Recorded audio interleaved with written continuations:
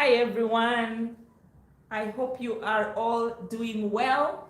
First of all, my very sincere apologies. I know we are about 30 minutes late. Kindly bear with us. We had some technical challenges, but now we are fine and I am so excited. We have our guest here with us.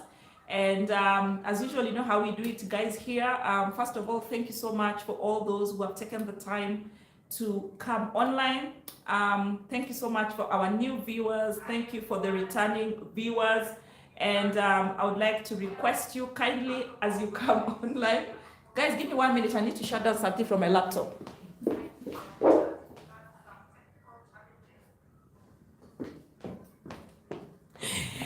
Sorry about that, guys. So guys, you know how we do it here. As you come online, let us know how you are watching from, where you are watching me from.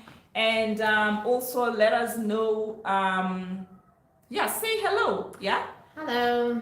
So, Hi, everyone. Yes, I'm sure you're all excited to have our queen here with us.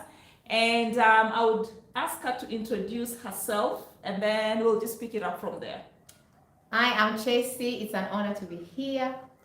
I must say, I've been on the other side of the fence watching, like you viewers out there. Today, I am the one sitting on this seat. It's an honor. Thank you very much. Thank you. Thank you so much, Tracy. It's a pleasure to have you here and we are happy. Guys, I hope you are happy. Let us know in the comments section below. And remember to say hello and where you are watching us from. So just for starting, tell us, who is Tracy? Hey, where do we begin from? I am Tracy. I am many things. I am a life coach. I run my own life coaching school. It's called Gene Coaching School. We are on Facebook. We run courses. Please do come and join them.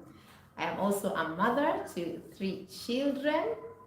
Wonderful, wonderful, best children in the world. That's what everybody says, doesn't it? No, but they're the best. They're the best. Yeah. I am also a sister. I am a daughter. I am an aunt. I am Kenyan. Yeah. And I'm happy to do this in Kenya. I am in Kenya, so I am very, very, very, very happy to be here. I am also a lifeist. When I say I'm a lifeist, I'm someone that loves life so much. It's very important to always say that, so that people know that we are here to live our lives very wholly, very fully. I'm also a travel enthusiast. For those who follow me on Facebook, I'm on Facebook. I am a girl Toto, known for my travels. Yes. I'll add more as you go along. Yeah, there's one they're waiting for. You haven't told us. Which one? Why we are here. I live in the UK.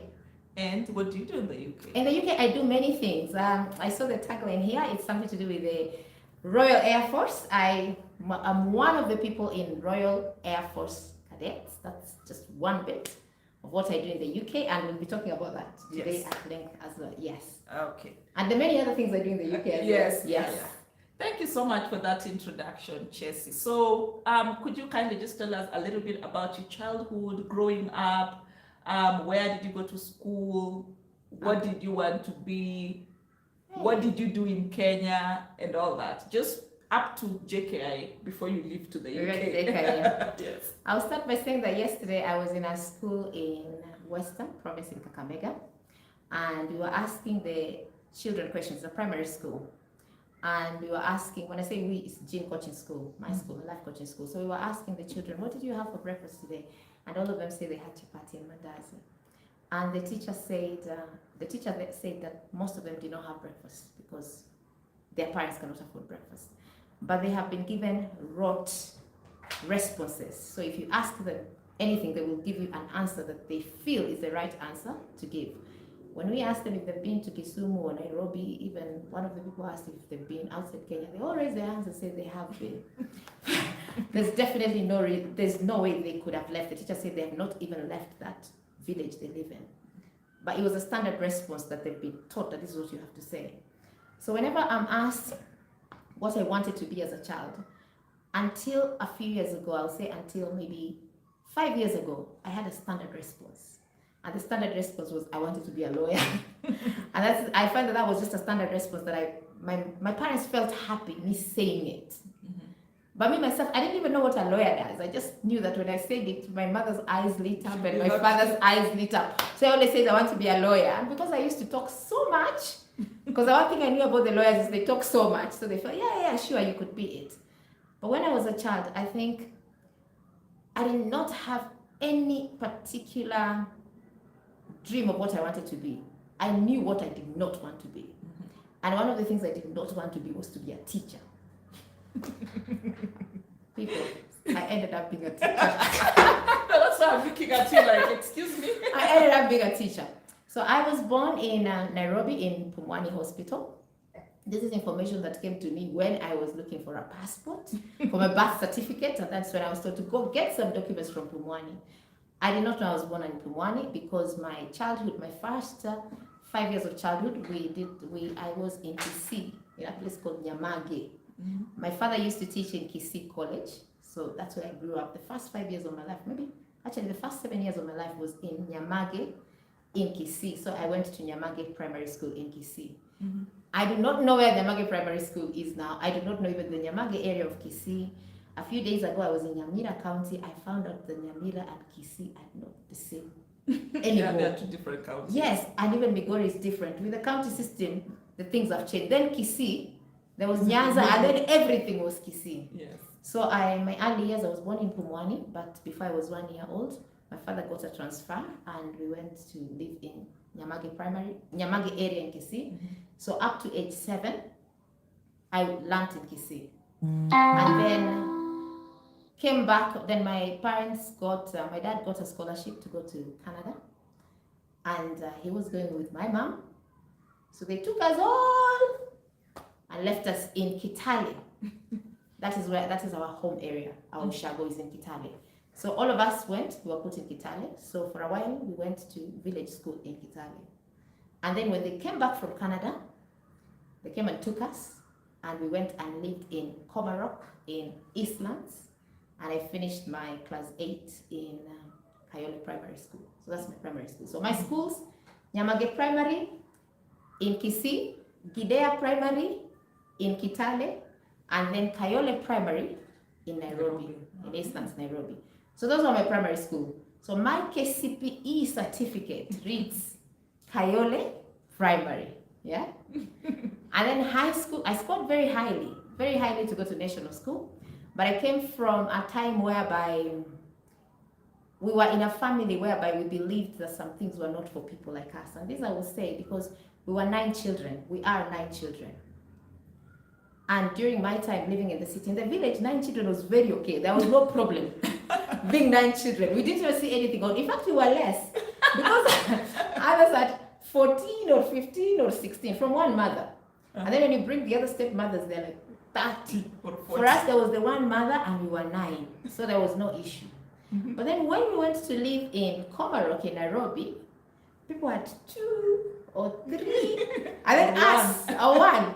And then us, we had 9. So people used to say, do, re, mi, fa, sol, la, ti, do. And then they bring the do again. Yeah? So we grew up in a family setup whereby we were made to feel very backward, very uncivilized, because we were many. Mm-hmm. And this being a household that my dad is Luya, my mom is Kalenjin. Luyas and Kalenjins then, I don't know how they are now, but then they like living with relatives. So in addition to the 9 children and 2 parents, it's a Kenyan thing. Yes, even Luas like living with relatives. So we had many other relatives. So our house had many people. So when I finished high school and I got to go to national school, I was called in Kenya High. My mom automatically said it's too expensive for us, and it is not a place for people like us, because national schools then were very high up. So my mom put word out there to the relatives that were teachers and said, I want a school that is a strict school. Her operative words were strict school, whereby this girl can be whipped into shape. And the reason why this girl had to be whipped into shape was because this girl liked to challenge things. This girl used to ask questions. There are some things that I just did not see them to be right. Sense, yeah. Especially when it came to things that were skewed against the girl. So like in the home, they would say girls should do the cleaning and the cooking and everything, and the boys should sit. This was not just in the home, it was something that I saw in our church as well, whereby the girls are the ones who would cook. I used to go to a church that we had to eat. Yeah, these churches that we go to is this one we had to eat, but the food had to be cooked by the girls. So I didn't see why we are cooking and serving the men and the boys, and not. Well, I didn't see the rationale behind it. So I would question, and I would tell, these how things are done. So I used to question. I used to take so much offense with that, and because I was approaching teenagehood, my mom felt I needed to be whipped into shape. So she put word out there and said, get me a very strict school that can put this girl in the straight and narrow, because she's starting to be a bit mouthy. And one of the relatives came and she said she's a teacher in a very strict school in Mumias called St. Mary's Mumias, and said this is a Catholic school and it is very strict. My admission papers were sent. I got to go to that school, and I tell you, strict was an understatement. Strict was a proper understatement. And I can say in my life, the 4 years of my high school were the years that I never liked to talk about. They were the years that I just wanted to put behind me. And now I would say, any school that comes with the word strict, if you love your child, don't send them there. Just don't. Strict is not a good word with teenage children growing up, because teenagers push boundaries. So my school was from 1 to Form 4. I was in St. Mary's Mumias. And then afterwards, I went to university. Main campus, I did education. We were the first lot of parallel students. And so we did the main campus education. Education normally was in Kikuyu campus for regular students. But because they were introducing parallel, and we were the first lot of parallel, we did, in the education degree was done in main campus itself. We were not received well. Parallel, the first lot was not received well because, for 2 reasons. They said, first of all, parallel, they lowered the grade to C+. And actually, it's not lowered the grade. University was always supposed to be C+, and above. But because the places were few compared to the people coming in. No, because people were stealing exams. Whatever, yeah. So there's a lot of A's. A lot of A's. So anyway, they said if you have C+ and you can pay, that's the second reason. If you could pay, instead of going through HELB, you could get in. So people felt like these are people who have failed the exams and they are paying, they have money. So we were not welcomed at all. But I did the parallel program, took 2.5 years to finish, finished with first degree honors. So I am a teacher by profession, teacher of literature and English. And I went through the whole teaching degree. I hold a Bachelor of Education from University of Nairobi. So I went through teaching practice, finished, did teaching for a little bit before I got to the airport. You said I stopped at the airport. Yes. So I'm stopping there now. Yeah, so I'm just curious. Yeah, so you taught and then you decided to leave, or what happened? Now let's talk about the dreams. I always said I don't want to be a teacher, but I used to say I want to be a lawyer. But the lawyer was purely for the reactions my parents used to get, but I didn't know what a lawyer did. The time I came to know what lawyers did, I lost interest in it. And how I lost interest in it is because I came to hear, forgive me lawyers if you're watching, but this was my childhood mind thinking of it. I came to hear that lawyers defend criminals. Like, I was like, so the criminals, instead of going to jail, they get someone to come and defend them. And I said, I don't want anything to do with that. So I stopped the dreams of a lawyer completely. And the reason why I ended up doing education, it was not my choice to do education. My parents ran a school, and in the school they said, for you to register a school in Kenya, I don't know if it's the same now, but for you to register a school in Kenya, you needed to have an education qualification. So my dad had an education qualification, a degree. My dad had a degree, but because he was seeing who will take over the school, so he decided that all his children are going to do education. So it was not a choice that was given. Sote tulijipata. Sio mi peke yangu, mimi na my siblings wengi wetu tumefanya education. Of the 9 of us, I think 6 tumefanya education. None of us chose it. Even you kito. None of us chose it. We were told, makaratasi ziletwa nyumbani. Oh, you are starting school tomorrow. So we ended up doing education, and then we grew up at a time whereby it was an honor to let me know in the comment section if you can relate with the but I know most of my viewers are a little younger, so Yeah. maybe you can't relate. But if you can relate, let us know in the comment section below. Yes. I am one of those. So you also Yeah. told this is what you do. I was told I have to be an accountant, so Yeah. I did it for my parents. I Yeah. have never practiced. So for me, I did the education for my parents. There was no choice. Mhm. I needed to do it. But you know what? It's one of the best things. As I say, I'm running a school myself right now, and the education degree comes in handy. And when I meet people from my school, like we met the Kisumu team recently, majority of them are teachers. Oh. So I attract a lot of teachers. Yes, I attract a lot of teachers. And now I value teachers. When I was growing up, I couldn't value them because they were mean. Oh gosh, they were really mean. But now I see very wonderful, nice teachers. I hope teachers listening to this, the way you're so nice to me and nice to other adults, I hope you're this nice to your students. At least I know As my well. mom was a teacher. Yeah. And she was like the best teacher ever. Like, I'm not even kidding. Yeah, so we need teachers like that, because they are tasked with, bringing up these young people. So, as I was saying, I didn't, what did you ask? No, so I was, have you forgotten? No, you're asking me, about the lawyer, how did I? Oh yes, how did you like transition? So I did education degree, and I did education degree. I'm a sharp student. And because I grew up with this thing that boys are supposed to be sharp and everything, when I went to class, the worst thing that could happen to me is if a boy beat me in class. So when I was in class, I was to beat a boy. My issue was not even the girls or even understanding what was being taught. My issue was when I sit for that exam, no boy should be ahead of me. And the whole reason is because I wanted to prove a point that we girls are sharper than boys, because we'd kind of been told, go and cook, go and clean, go and do these things, let the boys do it, because the boys were the ones who were being fronted to go forward and be the leaders and all that. So when I went to a girls' school when I was in high school, so there was no competition there with boys. But when I went to university, in this education degree that I did not want to do, in this university that people did not want us to be there because we were parallel, I had boys in the class and I had to beat them. And now the competition was not just about the parallel students, it was also about the regular students in Kikuyu campus that we also had to beat. Who didn't like you guys? Who didn't like us guys. So when I got my first class honors, so that is even what made me have the love for education. It was purely because I had boys to beat. Yeah, that was the motivation. And then that made me, invest in learning, purely because I had a mission. And when I got that first class degree honors, I was like, so what do I do with this now? Yeah, because teaching was not something I had ever wanted to do. But now the one thing that I had always wanted to do from the time I was young was to leave Kenya. And the reason why I wanted to leave Kenya, I had so many things I wanted to run away from.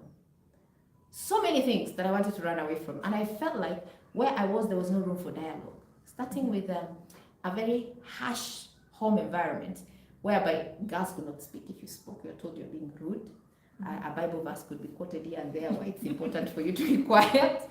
And I felt like I had so much to say, but there was no room for me to say. And what was happening in the home, like being told to be quiet, was just not in the home alone. It was out there as well.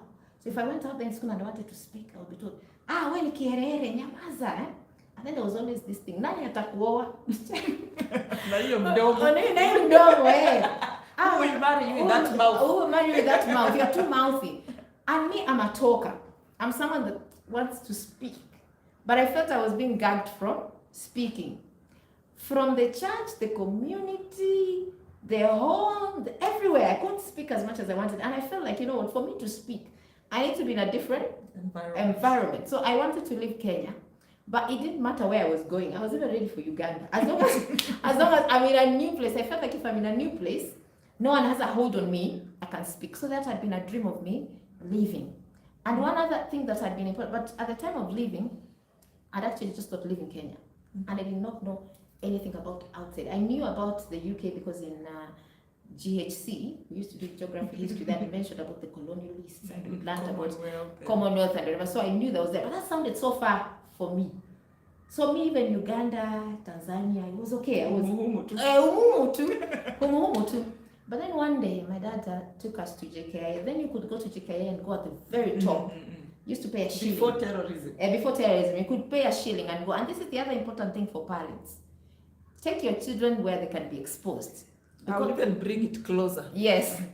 take your children where you can expose them to things. Because what my dad did, he had promised to take us to the show. I grew up the time there was agricultural show. Are they still there? Yeah, though they are more of, they call them, they are more like, I don't know how I can describe. It's not like just free things the way it used to be, like there's all these sales going on and all that. So, father told us, I'm taking you to the show. Let me take the car to the garage. I am coming back to take you to the show. We dressed up, got ready. My mom said, your father is not coming back. I was your father is not coming back to take you. But mom, because you're trying to give us work, come on, tutachafuka. Yeah, we already dressed for the show. I said, your father is not coming back. Akienda kwa garage. When he goes there, he's not coming back. We sat there all dressed. I tell you, he never came back. We even slept at night before he came. So he came much, much later at night. But then he was so upset. We did not even eat. We were just upset because the show was just that one day. And imagine you've already spoken to your friends. Hey, tunaenda show. After they say play, tutachafuka. So when my dad came in the morning, we are upset. And he felt guilty and he said, okay, get in the car, I'll take you somewhere. So we got in the car and I think he didn't have anywhere to take us. But he needed to take us somewhere because we were there. And he can't take us to the show. So he took us to JKA, Komarok to Embakasi. Yeah. The North Airport Road was still open. Yes. So he took us there because he wanted to take us somewhere. Mm-hmm. And so I think he was also broke. So I knew if I went there, it's 1 shilling, 1 shilling. And there's no shops there. There are no shops there and we were fine. So he told us, tunaenda kuona ndege. All of us, the only ndege we'd seen is the one going up. But it's so far up. The aeroplanes we'd seen is so far up. So he took us there. So we went there, paid the 1 shilling, walked all the way to the top. And we were sitting at the top, plane landed. And you have to keep us there for as long as possible because this is the outing. Yeah? This is the show. So plane came and it landed. For me, I'd never seen a plane up close. The only close plane I'd seen is high up in the sky passing. Very high up.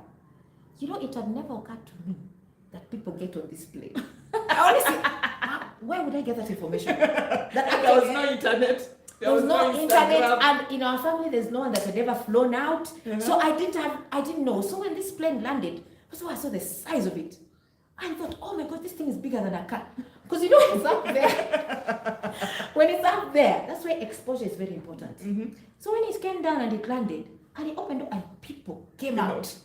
I was like, oh my gosh, it carries people. I was looking. And then as we're still looking, I am just amazed that people came out. Where did they come from, these people? Because I'm thinking they came from the sky. And then as we're still sitting there, other people went in. And then the plane left with them. I looked at the plane and I said, I remember telling my dad, I need to get on the plane. I am going where they are going. Then, planes mainly were going to Amsterdam or the UK. Those were the only places the plane used to go.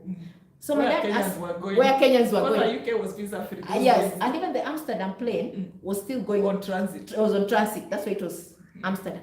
So my dad asked one of the people, where is that plane going? And they said that plane is going to the UK. And then there was no UK visas. Yes, you just used to. And then that was the UK. That is how before Kenyans ruined it for all of us. Yes. And that's when I said, I need to go to the UK. So I even chose the UK was because there was a plane there that I physically saw going to the UK.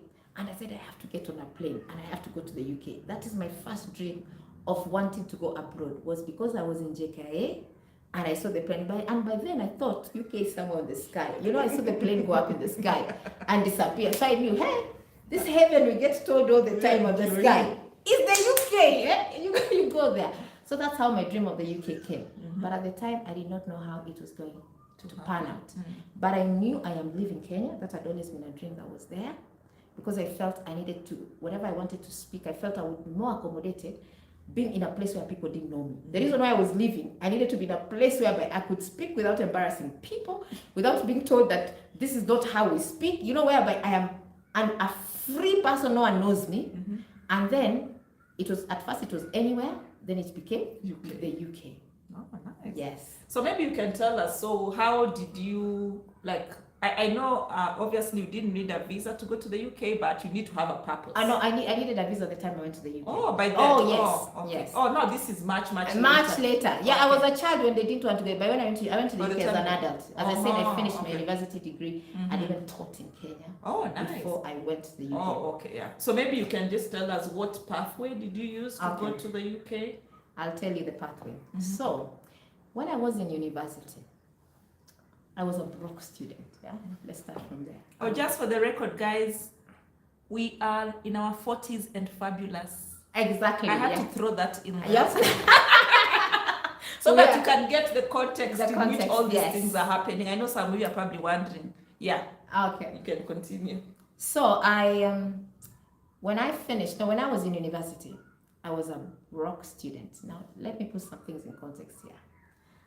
I grew up in Komarok and Kayole. My parents have a school, and the school is in Kayole, still in Kayole now.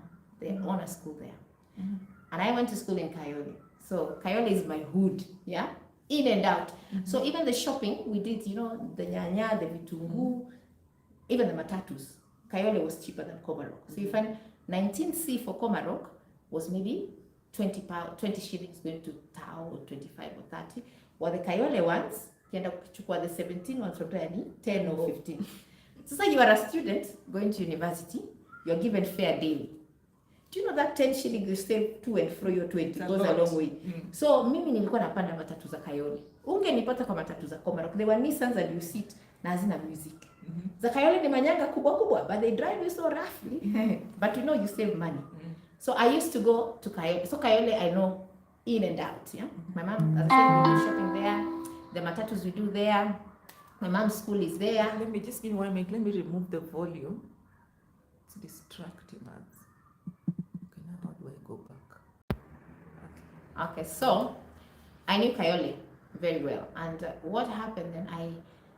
I knew that I wanted something more, but because I'm exposed only to Kayole and Komarok, and when we were in Kayole, then the people in Kayole, their dream was to move to Komarok.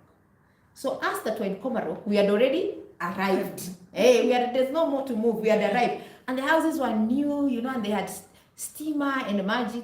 Steamer and maji, we had the facilities for them, but steamer inapotea, maji kila siku inapotea. But there was steamer and maji. The Kayole houses did not have this. Kayole then, there was no water, there was no piped water, and there was no electricity. So we were the Sonkos, we of Komarok. Yeah. So if you've already arrived. What more do you want? You've arrived. But for me, I used to think that there has to be more. Yeah. And the first time I knew there was more, I was actually sick. And because my dad worked with the University of Nairobi, we had medical cover to get roots in Parklands. And I remember we went there, they were taking me to hospital, we went to get roots in Parklands. And I got Parklands or Mudaiga? Mudaiga or Parklands, one of those posh areas. It's Mudaiga. Yeah, but the original get roots. I think the original get roots was in Parklands. Anyway, it could be Mudaiga. No, it's Mudaiga. Because we stopped and really walked, and I was sick. Yeah. So we walked for long, but as we were walking, the sickness even went. Because I was looking at houses and I was thinking, this is the houses. Yes. Communities. Big, massive colonial houses. And I was thinking, that's Mudaiga. It's Mudaiga. And I was thinking, these houses are what I've been looking for. In my head, I had this idea in my head. I said, what? These are the houses. They are here in Kenya. I'd seen them in TV here and there. But I was like, they're here in Kenya. Black and white. Black and white TV, yes. Oh gosh. And in this Luya Kalenjin household, you had a kitamba mmefunika. Luminous green. We must funika kwa whole unit. So you have a small sitting room, but whole unit is taking a third of the space. Huh? So anyway, we went to, I remember I was sick and we were walking and I was looking at those houses. And those were so nice. And I told my mom, why can't you come and live here? And my mom told me, you always have this delusional dreams. Stop dreaming like that. And then, I kept my son recently told me, Mom, next time you're looking for a house, I found a place. He went for a birthday party at his friend's house in Runda. So I found a place where you need to look for a house next. So it's same thing here. I saw, but I was sick and my mom, told me stop dreaming that. But now I knew that house. I knew that place existed, but I didn't know how to get there. In any case, I didn't have the fare to go there. So anyway, there are no matatus. There. So today there's still no matatus. Imagine. So now I'm in university. Yeah. Now in university is a melting pot for everyone. You meet because University of Nairobi was the university. So even today it's still there. So all these posh people from the Karen, everybody's there. They're there. Huh? And me, I've always been someone that I'm a people magnet. It's very easy for people to come towards me because I talk. As I say, I love talking, and I love laughing, and I love jokes. This lady has stories for days. Exactly, yes. So anyway, when I talk, these people, come and they become my friends. And this is another thing of poverty. Poverty takes away your self-esteem. We had very clever students, but from very poor backgrounds at university, they could not speak.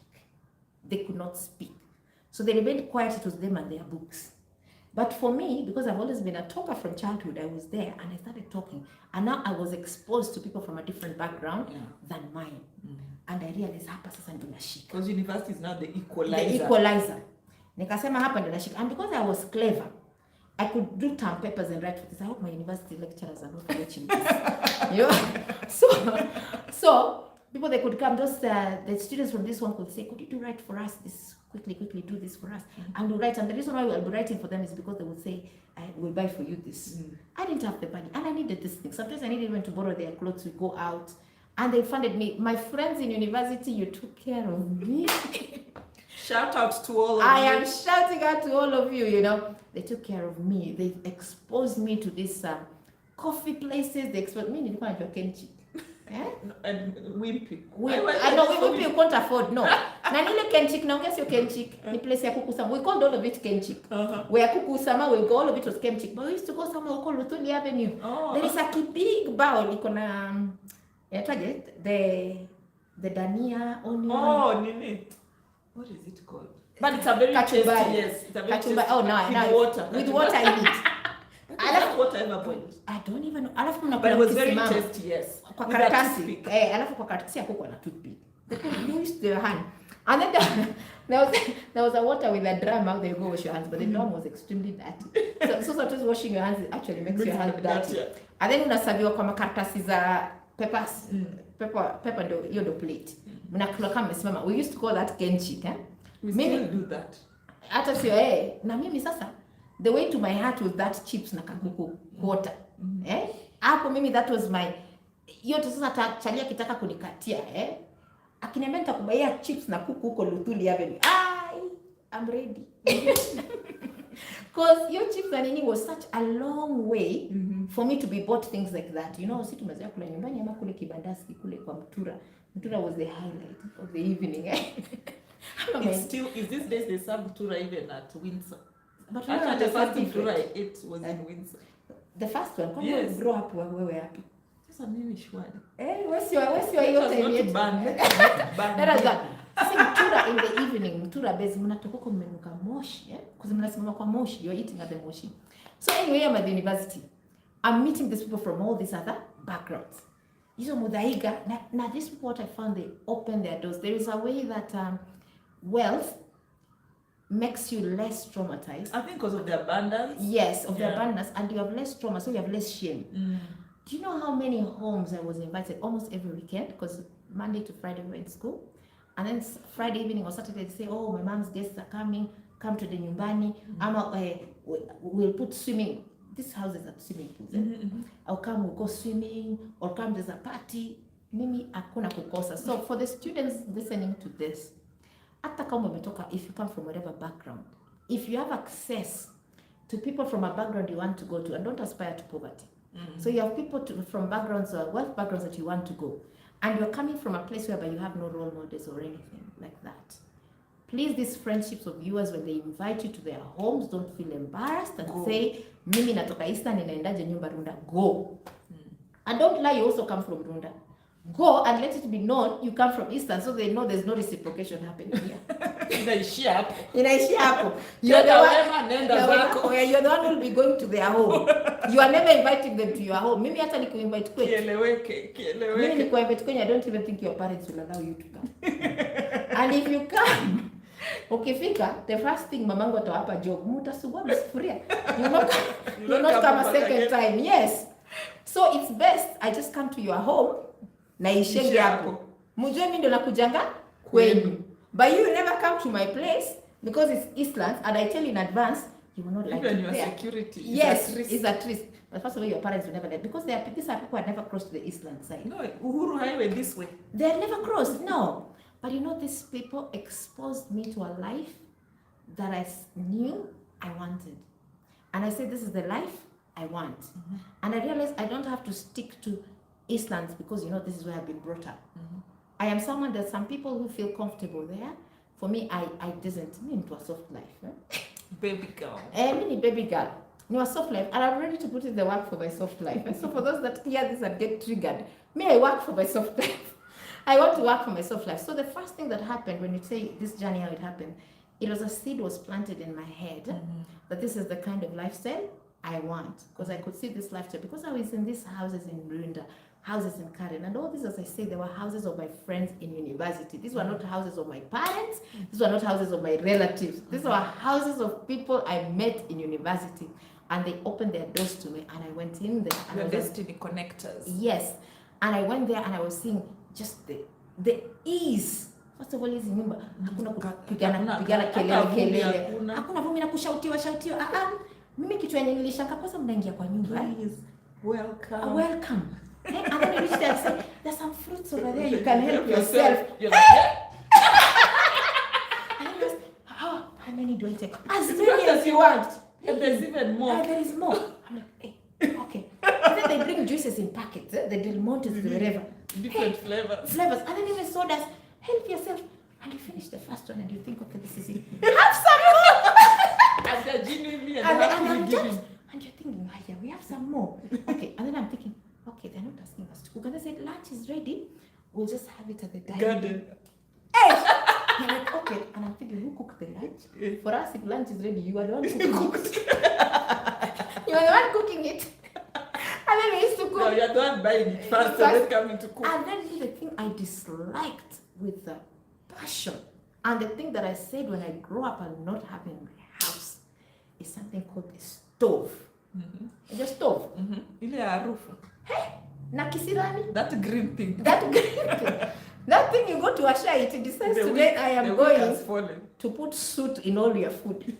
The sufuria gets black, the food smells of mafuta taa. Mama anakuja, anaonja chakula ni mafuta taa. Unapata kwanza kofi anakwambia umeniharibia chakula. That stove, I said in my house, I'm not having it. Sometimes you go to light it, the wicks are all falling down, you have to start getting them up again before you cook. Sometimes you light it, and then it goes boom, like a bomb. So you go to this one. So a lot of the time, cooking was just a torturous affair. You know, you think how things are going to go. And then the things you cook pia, because I was stressed. No, that stress. Kuna kitu inaitwa chai ya maziwa. Mimi, that thing I said I'll never cook in my house. Kitu siko na nuks. That chai ya maziwa. Immediately you put that maziwa, it decides to go up in mwagike. No, you just blink like this. It magikas. I mean, immediately unaenda kuweka majani, the whole majani falls in it. It becomes bitter. How the day you go to, how you kuchukua sukari, you do this is sukari. Unakumbe ni chumvi.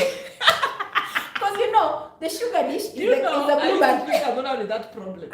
There is no day I will make tea without a hazard happening. So I said kila mtu ajitete. Sisi hakuna, there was no option like that. Ni wewe tani yako kutengeza chai lazima utengeze chai. Sasa na unajua sugar dish yetu ilikuwa ni zile blue band tea. Hiyo ndio sugar dish, ndio salt dish. So they are the same. Wewe unajua gani ndio inakwanga ile kubwa ni unamwaga ndani, sasa unaenda kuserve chai ni chumvi. Aya, the other thing, kuna kitu ilikuwa inaitwa thermos flask. Hiyo kitu siwezi kuwa nayo kwa nyumba yangu. I don't like this. That thing sometimes inanukisha chakula. Hiyo kitu kuna nuksi. There are times you put tea in it, it comes in a ganda, or sometimes inapasuka tu. Unamwaga chai. And then so cooking was a hassle in our home. It was stressful because you never knew what's gonna go wrong where. So I am in this posh house. And there's not too much options. There's not much options. No. And then you all have to eat at the same time because you're so many. Yeah, you cannot Inaisha. Asa when you're in this place, you're seated, you're saying food is ready, and you're thinking, they didn't call us to cook. Mnaenda pale, chakula mnapewa food, and then there are many options. For us, if it is ugali sukuma, it's ugali sukuma. There's ugali, there's chapati, there's fried rice, there's chips, there's this mingi. Alafu mnakula mnamaliza kidogo mmeka dessert. Kidogo mmeka we just some snacks, some bitings. And then like, who's cooking this food? Who's cooking this food? People are wearing uniform, showing up. And I thought, you know what, this is the life I want. And because these were Kenyans like me. Yeah. These are not wazungus out there. there. And the same university like you. We're the same university, and I'm beating them in class. I'm clever than them. So I decided, you know what, this is the life I want. And I said, how do I get this life? So I knew the people to talk to. Is their parents. you know, because their parents got there. And I started hanging around, you know, and I hung around them, I hung around their parents. And I actually saw, first of all, the one thing that I would say, and for people that want to walk this path, is to have that desire in your head, is to know that it's possible for me to get there. Because one thing I found out from talking to their parents, I found that each of them had their own unique journey. There was no set journey. Each had their unique journey, but the one thing they had in common, all of them wanted that wealth. None of them ever sat and doubted themselves. All of them wanted that wealth. And that also made me realize that my parents didn't want the wealth that bad enough. They didn't want the wealth bad enough. And that is a conversation we've had with them. And certainly my mom died last year. But prior to my mom's death, when I started, you know, inviting her to the UK and we started talking, I realized my mom had a lot of money, but she didn't want to show it because it will aggravate a lot of people. So my mom, like me, was also someone that needed to leave, to go and be free elsewhere. And then when you're free elsewhere and you've tapped into that freedom, you can come back. Yeah. So when I say we are living, it's not living, going. As I say right now, we are doing this in Kenya. I'm home. Yeah. So it's living to go and allow yourself that freedom to be yourself. And then once you're yourself, you come back speaking when you're bolder. Yeah. And now when you come back speaking, you have no fear of embarrassing anyone or fear of what people will say because you've already tested that freedom and you can't go back. Nimejibu swali? Kinda. So now we've already talked to your friends and their parents, and they've opened like your mind and like, you know, you're like, I can do this. You've seen their houses. So how do you actualize, how do you move from, you know, I keep telling my people, hope is not a strategy. No, it's not a strategy. Wishes are not strategy. You have to put in the work. Practically. So what exactly did you do? I was in university. Now, at the time, there was a lot of NGO influence in university. And that's the time girl child things started coming. And one thing in university or anywhere, take space. Be visible. Let lecturers know this person is here. Let everyone know the person is here. So there was several organizations that were coming in. There was Plan International, there was FAWE, there was UNAIDS, there was this one for Trust Condom. There were several universities, several NGOs that were coming in the university wanting to work with the girl children because they had realized what I had realized a long time ago, that things were really skewed against the Kenyan girl. Something that I'd been speaking about all along. So they came in the university and they wanted to talk with several university teachers and lecturers to have a program in place. So my name featured in all these programs with these NGOs. It featured and I was put there, you know, to be in these programs. And we were organizing a conference for university students about, it was about AIDS awareness, because there was a lot of, they'd say that there was a lot of infections happening at the university and infections happening elsewhere in the country. I grew up during that time whereby HIV and AIDS was a big thing, and there was a lot of VCT clinics and telling people go test, you know, and all that. So there was a lot of those movements happening, and it was happening in university, and they needed women, young women, to speak to other young women. So I got involved in this NGO world from the university. Yeah. So these are people, I didn't go look for any NGO work. The university came. The people brought themselves there, and they were talking to lecturers in certain departments. Mainly they were talking with the BA, Bachelor of Arts, because arts is the one that will say they do anything. For us, I was doing education, and education was removed from BA. But I was doing education in main campus where BA happens. Now BA have got literature and linguistics as well. Bachelor of Arts has got literature and linguistics. And as your Bachelor of Education, Literature and Linguistics, we used to share their space. We had a literature library, so we used to share the space with the BA students because that is the headquarters of BA. You see that, yeah? So in BA, that's when they started talking about gender and social advocacy work and stuff. So because I'm sharing space with them and I am talking all over, yes. When these NGOs were coming, that's how I was asked. I was actually in the literature library itself when someone said this NGO is looking for girls to go and talk about, it was Trust Condoms somewhere. And a lot of girls did not want to be associated with that. But for me, unfortunately, until today. Yeah, but for me, they were paying 2,000 a day. Yeah, I was being given pocket money 4,000 a month. 2,000 a day. Those days, and then they want us to go for 5 days. 10,000. I am in. Sign me up. Sign me up. I tell you, it opened my world, because once I started going to the NGO world, what happened? I realized that the voice that had been wanted was being spoken here. You know, whereby you go and they say, oh, the girls, and now they're giving me the language. I knew there was something I wanted to say, but I didn't know how to word it. Yeah. Now I was sitting here in NGO, so I started with, first of all, the PSI, the one that was doing trust condoms. And then from there, I met someone that was doing something called FAO, I think Forum of African Women Education, and there was Plan International. There were lots of universities, I think they had got funding, and now they wanted to spend the funding. And I tell you, I went there, and for me, I was talking from passion. So I got involved in the gender work, work to do with the gender. I got so involved in it that I became such a common name in the university when you talk about women's rights. And because I am bold and fierce, I can stand in front of people. I can stand in front of grown men and women and speak about the plight of the girl child. I can stand. I am fearless when it comes to that. So I got known. And because I got known, I started getting invitations. Now the thing is that NGO world operates by networks and referrals. It is your name that gets you called somewhere. Yeah. So during that time, I realized there's another work called rapporteuring. And I realized there's lots of conferences, a lot of conferences. And these conferences and seminars have a lot of foreigners in them. People that don't come from Kenya. Remember me, I want to leave, but I don't know how to leave. So I can say it was my exposure in university with these NGOs. And I became a very common circle within the NGO world. Common circle. That even at that point in time, I even met Mpenzi there. Okay. I met Mpenzi there. Because the work I was doing, people were Is that the baby daddy? That's the baby daddy. He became a husband.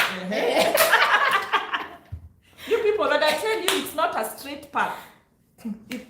I was a young woman, and I'm doing this, and I tell you, he said the first time he saw me and the language I was speaking, like, he had to say, that girl, where can I find her? He actually said, the first thing he said, that girl is my wife. And he said it to my friend. And when my friend said it, I said, how did the audacity? Remember, I have this feminist angst, we women, men are doing this. And then you hear that, he saw you, and he said, wife. I said, he saw me and he just wanted to wife me, even without talking to me. Oh, he wifed me. And gave you 3 babies. And gave me 3 babies. I gave me 3 babies, yes. I gave me 3 babies. Anyway, it was through my connections, through referrals and NGOs, and through that opportunity started coming for me to go elsewhere. So the first opportunity that came for me was to go to Malawi. And this opportunity came to me, courtesy, the baby daddy had already gotten opportunity to go to many other places, but now him, the opposite of me, him is fierce about Kenya and he wants to work from Kenya. Build Kenya. Build Kenya, do everything from Kenya, don't go away. But he'd got so many opportunities to go, come here, come to our office. And that's what I also say, if you want to go to this NGO world, don't start be sitting applying jobs from the office. Go out for seminars, conferences, volunteership, whatever. Be visible in those circles. People have to see you and relate with you for them to start mentioning your name in these places. But if you're sitting with the job applications and hope, you're not gonna go far. You have to be physically be there, be seen. And hard. And hard. So me, I got seen and hard, and I became very ubiquitous, you know. I'm getting seen everywhere. Hey. You're like seen. You're seen, hey, whenever there's a function. And I tell you, it gave me exposure. These NGOs have got gala nights, cocktail, whatever. I'm Chana West Lando, did not know these things. But I started now going there, and it was all paid for. And then they even pay for your attendance. So most of the time, I was also not just going for the message. Sometimes I was broke. I was going because they were paying attendance. I was going because they were paying attendance. But now, and they take your contact and your email address. They take contact and email address. Sometimes they text you. They say, there's this occasion, there's this event happening here. We want someone to come and speak. This is our rate. I'm coming. So I started earning when I was in university. And I was earning something separate from what I was studying. I was studying to be a teacher. Don't forget, I was studying to be a teacher. But here, there is another job of being an NGO world gender activist, women empowerment happening, social advocacy work, and there I'm also doing. It did not interfere with my education in any way. I could multitask them very well. And it never interfered with my handing paperwork on time or anything, never. If anything, it made even the teachers relate with me more because I had that exposure. And then it also made me that these friends of mine, that the rich friends of mine, now we could go with them and they didn't have to sponsor me the whole time. I have my own money. So it was from that I got an opportunity to go to Malawi for a job to work. Malawi, I don't know how it is now, but Malawi is a much more then. It was a much more poorer No, country it than is. Kenya. Actually, I think it's the one Yes. of those really, but then it's more closed, And more everything. traditional. Yes. So my going out was part of NGO work, and they paid for everything, including the passport, getting the passport. Oh gosh, everything like that. And now the other thing that I must mention, which is of extreme importance, don't always think that when you're breaking away from this generational scarcity mindset or poverty mindset, you get the support. There's always a lot of fear from your family members when you're breaking away from the norm of hustling. And now you've got this opportunity that say, come, we're going to take you to this place. We're going to pay you in dollars. We're going to give you a car. We're going to give you a big house. When you tell your parents, they say, hey, that one I doubt. Illuminati. You and Mashetani. Illuminati. Never worshiping. How? When it's a young when woman, the deal is too good, when the deal is yes. too, think twice. Yes. That's what they start telling you. But for me, I was like, I've always wanted to get out of the country. It's happening. I've always wanted to have a voice. This is an opportunity that has come. Let me go. If Let's anything, try. if it doesn't work out, I'll always come back. I'll always come back. And that's how I went. So as I say, my path started from the university. So I finished university as I was going. Now the thing is that when you go, so was it a teaching job as well in Malawi? No, it was an NGO job. Oh, okay. It was now the teaching job. I taught in. I was teaching in Kenya. I taught in my teaching practice I did in Nairobi school, and then my school after that I taught in a school in Kawangware, private school in Kawangware. Okay. So that's where I was teaching. Proper teaching in Kawangware, and of course my parents had a school, and the reason why I did education was also to teach. So I also did a lot of teaching at my parents' school as well. So I have. So by the time you're going to Malawi, you have already shelved teaching. I was still doing teaching. I actually left. I never shelved teaching. Okay. My mom told me, I cannot pay for you that parallel, and you don't teach. Yeah. And my mom was like, because you've studied education, you must teach. So when I was going to Malawi, I'd actually finished. I finished my teaching on Friday, and I left from Malawi on Sunday. So I was still a teacher. I was teaching in Kawangware, yeah? So I was still teaching. So I left when I was still a teacher, yes. And I used to write plays again. There's music festival and drama festivals. I write. I'm a playwright, yeah? And I write poems as well. Any teachers in the house, if you need the latest? Yes. That will take your kids to nationals? I do. I write. You give me just the heading, the theme, and I write, yeah? So I still kept writing for the schools even when I was not teaching anymore, because it's something that could be done out of it. So I went to Malawi. I was in Malawi for 4 years, doing NGO work. And that's the time I realized I am not cut out for NGO work. Oh. It was NGO work there. I realized I'm not cut out for it. Because you see, in Nairobi, the NGO work I'd done in Nairobi was seminars, conferences. Not the dirty work. Like going to the village in the field. Is that where the girls were offering sex to men? Yes, they have some cultural practices that are interesting. Yeah. So beyond the scope of our. Yes, but anyway, so we would go to the villages, and there was a lot of HIV prevalence rate. So even the work we went there to do was to do with HIV awareness. Yeah, HIV awareness. But we were going to the remotest of villages. When I say remote, and language is another, there's a barrier there. And because you're going to these poor areas, you stay hungry. For me, it was even the hunger.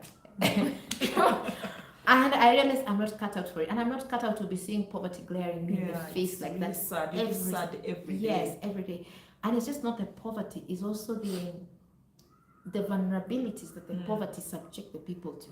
So for the first time, I was getting exposed to pedophiles, young girls being molested, and sometimes within incestuous, people just getting away with it. People getting away with it, and then within family. So it's kind of like incest, but there's nothing you can do about it because the government doesn't care.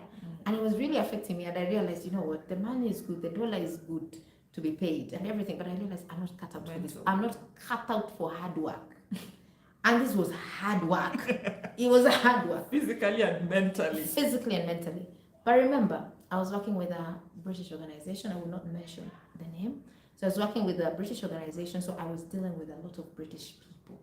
And one thing people always saw me, I think maybe they had very low opinion of Africans, or maybe I'm just so brilliant. My sharpness always stood out. Yeah. So before long, they would speak and say, have you thought of doing your master's? Have you thought of doing your master's, you know? I finished my degree when I was 21. So, and I look younger than my age, as you said, you were 40. So I look younger than my age. So at 21, I used to look very young. So people would first of all ask, how old are you? And I'll say, I'm 21, or I'm 22, or 23. And they would get shocked. And then they say, have you done your master's? Have you done your master's? And this thing, they kept saying it for so long. And I thought, okay, maybe I'll do it. But now my idea was, I thought because I have an education degree, You must do a master's. master's in education, and me and teaching, we were done, yeah?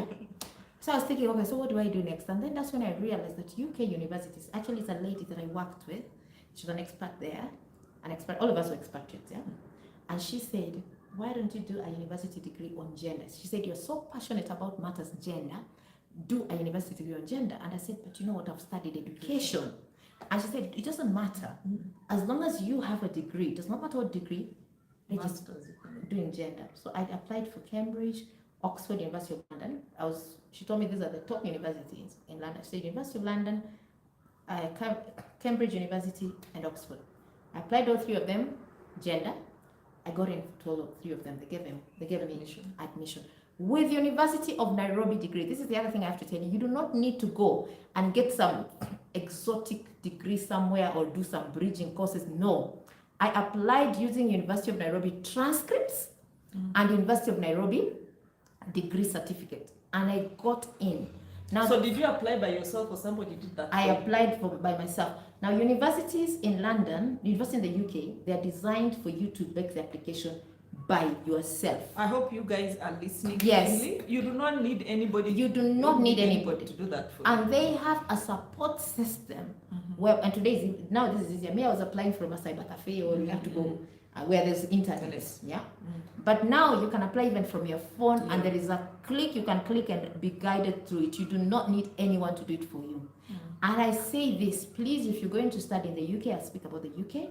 If you're coming to study in the UK, try to go to the big cities.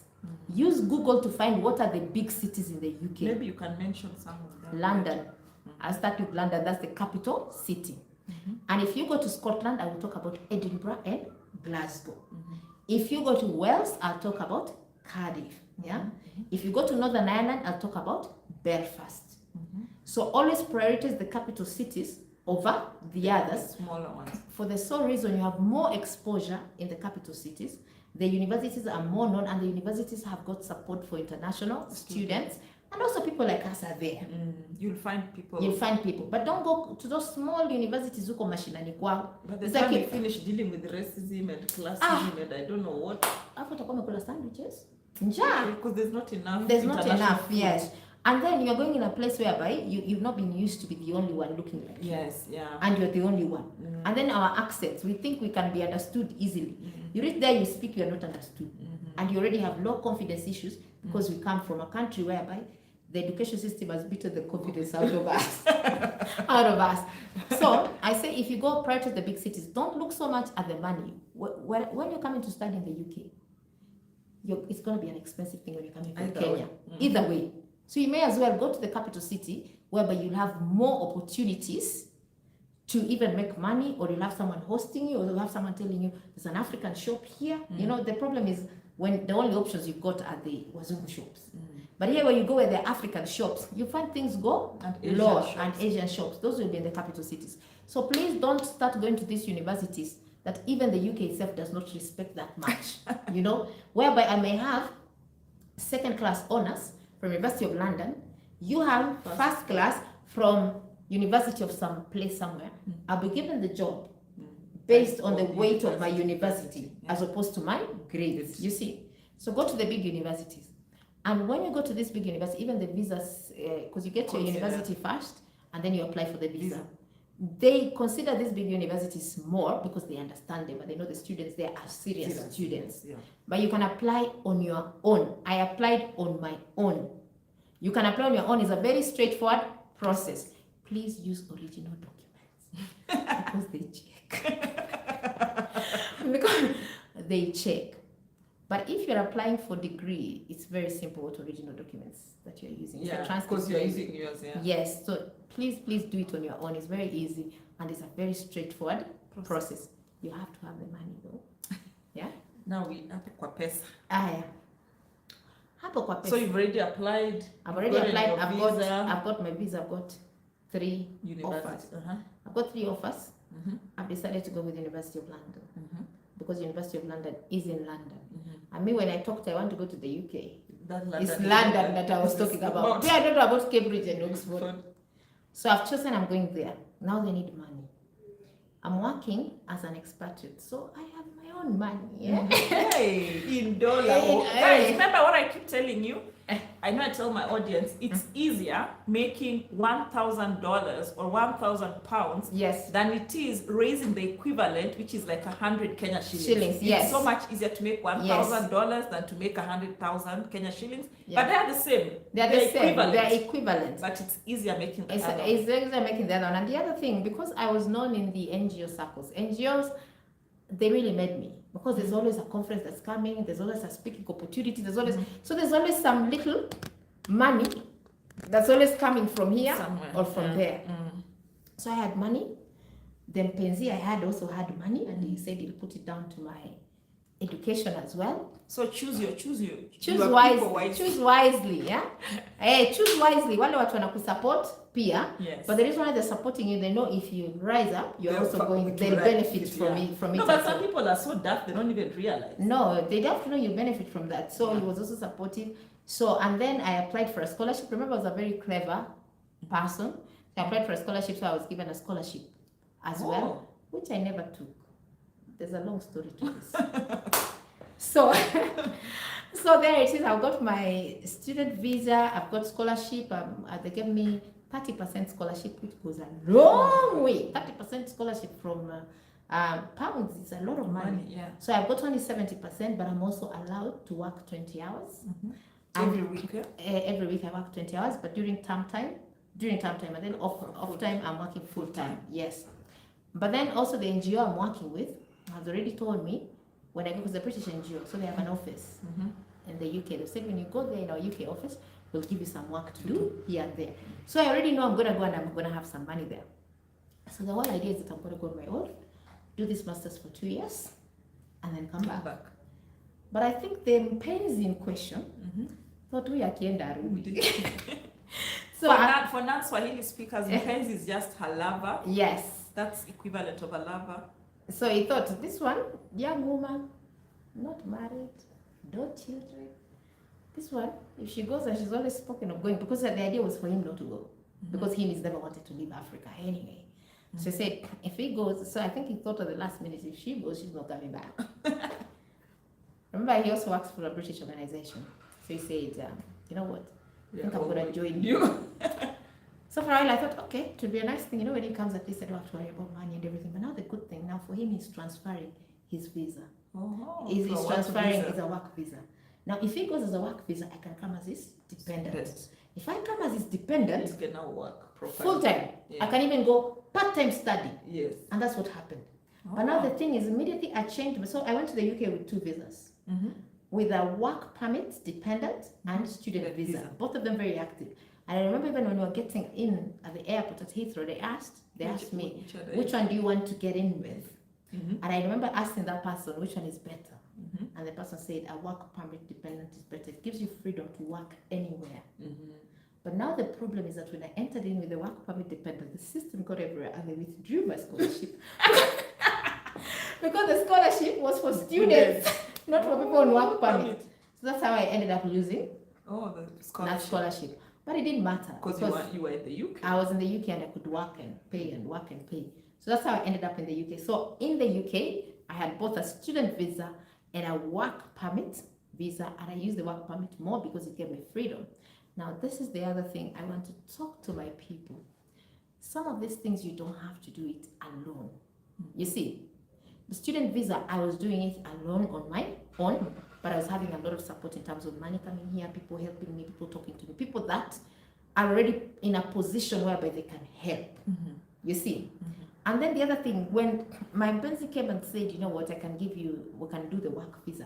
I didn't become, I don't want to be, I was like, the feminist was like, yeah, it works in my favor. I can get a job anyhow. I'm not restricted to 20 hours. I can even go part-time. I can even postpone the study Uh-huh. and go straight. So I said, yeah. Because where are we studying anyway? And let me We tell want you, money. the student visa, when you get the student visa, when you finished, you needed to go back home. When you get the work permit, as long as the work is being renewed, You can stay. so why am I? Well, there's no brains there. No, it's not the person for coming back. There's no person for coming back. So that's how I ended up in the UK. Oh, nice. Yes. Okay, so now you've arrived in the UK. So did you go to school or did you go to work or both or what happened? I You did can both. tell us. Uh-huh. I did both. I came from Malawi straight to the UK. I didn't go through Kenya. Mm-hmm. But I came from an expatriate life, so I was spoiled. Mm-hmm. Hey, UK has no expats. Mm-hmm. Hey, that was a shock to the system. Mm-hmm. An expat life, you're living in a big colonial house, you have servants. You know those houses of my friends? Office drivers. Office drivers, you have a car, you have allowance, you've got all these things. In the UK, hey, you pay everything for yourself, and there's no one to do things for you, you do. So there was that shock to the system. And I realized quite early on that the money that I had that I thought was a lot was already dwindling. The rent was almost eating it, finishing it. So I realized I need a job, and I need a job very quick. Now, in the UK, before you get a job, they need something called UK experience. Something with Canada experience that everyone keeps killing me about here. And they need UK references, two different things. Mm-hmm. UK experience is that you have worked in the UK. You have lived and worked in the UK. UK referees is that you have people that can refer, can vouch for you. I didn't have this. I did not have UK work experience. I did not have UK references. And these are not places you can go and say something. No. So I realized, the thing is that whenever you are tech space, I realized as I was looking around, I'm someone that always gets out. Get out of your houses, people. Don't be in a new place and sit in. Get out. Mm-hmm. So in my thing of going, I went to the UK in July. So in the process of walking out, I noticed they have something called charity shops. Mm-hmm. You know them? Eh? Mm-hmm. All these NGOs have got what we call charity shops, where they raise money by selling stuff, mainly clothes, furniture, electronics. And in all charity shops I saw, they're normally on the high street. The high street is like the center. Every place has got a center. They're written something like volunteers needed. Mm-hmm. All of them, all these charity shops are run by volunteers. So they've written volunteers needed, volunteer needed. At this time, I was putting out applications, and the applications were all online. It's not like a CV you take anywhere. It's online, but it asks you there, do you have UK experience? Immediately you say no. The system shuts. The system shuts. And then one day I said, I'm going to write here. I said, do you have UK experience? Yes. Do you have UK reference? Yes. Then down there, please put UK experience down there. Now you're given to upload the details. You have nothing. I have nothing. So I can't go any far. Mm-hmm. So I saw here they say volunteers needed. I entered that shop. I remember I entered British Heart Foundation shop. And they said wanted volunteers. And I went in and I said, I would like to volunteer. I said, have you ever sold in a shop before? I said, no. I said, no. I said, but I have so much free time, because university was starting in September. It starts in September, October, and then July. So I said, I have so much free time, I can do it. They took me in. I tell you the first time, and they gave me first of all the job of answering phone calls. They couldn't, the people could not understand me, I could not understand them. So they, yes, I tell you, we could not understand each other. Mm-hmm. So they took me from the phones and put me in the shop. I couldn't sell any of the things because I didn't know. So they put me on the door telling people, come in. I'm doing this, I'm gaining experience and referees. Do you know, even when I came to get my UK first job, I still maintained the volunteer job. Mm-hmm. I did a volunteer job until when I had my first baby, and that was 7 years later. Whoa. But do you know, I stayed this volunteer job, but because not only did it expose me to how the UK system works, because in a shop, everyone in the UK comes. Mm-hmm. It also gave me a lot of contacts when it comes to referees, when it comes to this, because I'm now associating with the people. Mm-hmm. So people that are new in these countries, if you've got a volunteer opportunity, then go and volunteer. Even if it's not paying, yeah? Even if it's not paying. Me, this one was not paying. Mm-hmm. This one was completely not paying. Though it paid in terms of reference. In terms of reference and yes. Work experience. And work experience, yes. And then they offered me, they're the ones who ended up offering me a job in the end, but no, I couldn't. I was there for reference, but I couldn't work there for the sole reason there was a lot of standing up. And Baby girl. There's a lot of standing up and there's a lot of negotiating. The customer in the UK, you speak to them. I've seen here some place customers are spoken to so badly. In the UK, they can go and complain to the ombudsman and your shop can be fined. So you smile the entire That's time. why everybody calls you, hi, sweetheart. Yeah. Hi, darling. I just wonder, like, whoa. And you can't show impatience. So if they want this, yeah, try it. And then they go, come on, no, I'm not keen on it. And then if you're not taking it through the whole motion at the last minute, you can't show that you are upset. disgusted. So I can't do with that because I knew one day I'll tell them, you again, I'm not dealing with you today. You just come and waste my time. I just knew I can't do that. So I knew I can't deal with the shop business the whole time. And again, working in the shop as full-time staff, because the shop now had full-time staff and volunteers. The thing is that the volunteers are more than full-time staff, and they expected more from the full-time staff because you're paid. You are paid. I didn't want that. Volunteer, you are easy. You can come and go. So I could only do it as a volunteer position. But it did give me the work references, and it did give me the work experience as well. And because it was stressful, it was one of the things, and it also made the prospective employers that I got.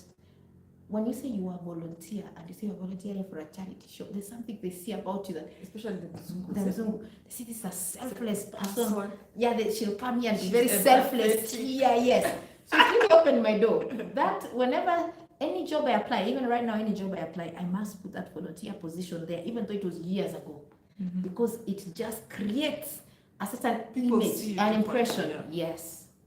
Wow. Thank you so much.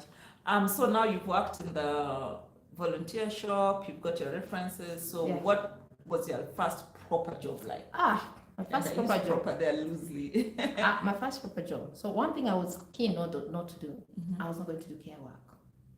Oh yeah. And the reason why I was not keen to do care work, I went to university with my sister. My sister is a doctor. Shout out to Fano. She's a doctor. We went to school together. We were both in University of Nairobi. She was in med school. I was in main campus. We looked alike then. We don't look alike now, but we looked so alike. So people couldn't tell us apart and we sound alike. But they know that's when you start having boyfriends and stuff. So sometimes she would say, I hope again lecturers are not watching. So she would say, I want you to attend this class of mine. I want to attend this class of mine. I've got a date. So I would have to go like, and sit like that. But that day I can't speak because I'm not a medic. But I found out there was a lot of gory. Before this, I'd never really dealt with gory stuff. But in medic, there was a lot of gory things they were saying and gory things they were touching. And for me, I'm squeamish. I'm not, doctors touch blood and they touch wounds and they touch whatever. So through my sister's experience of me sitting like her in class, I realized I can't deal with this thing because I'm the type that can vomit when I see these things. Now, care work, I'd heard of it because when I was coming to the UK and I needed to get a job, people said, everyone is doing care work, everyone is doing care work. And I spoke to a few people that were doing it. And they told me, first of all, they told me, you have to wash the people, these old people, you have to wash them. And then you have to change their diapers, you're dealing with poop and then you have to feed them. No, I'm not cut out. For me, I'm not cut out for that. I'm squeamish. I'm the person that if someone vomits, I can vomit myself together.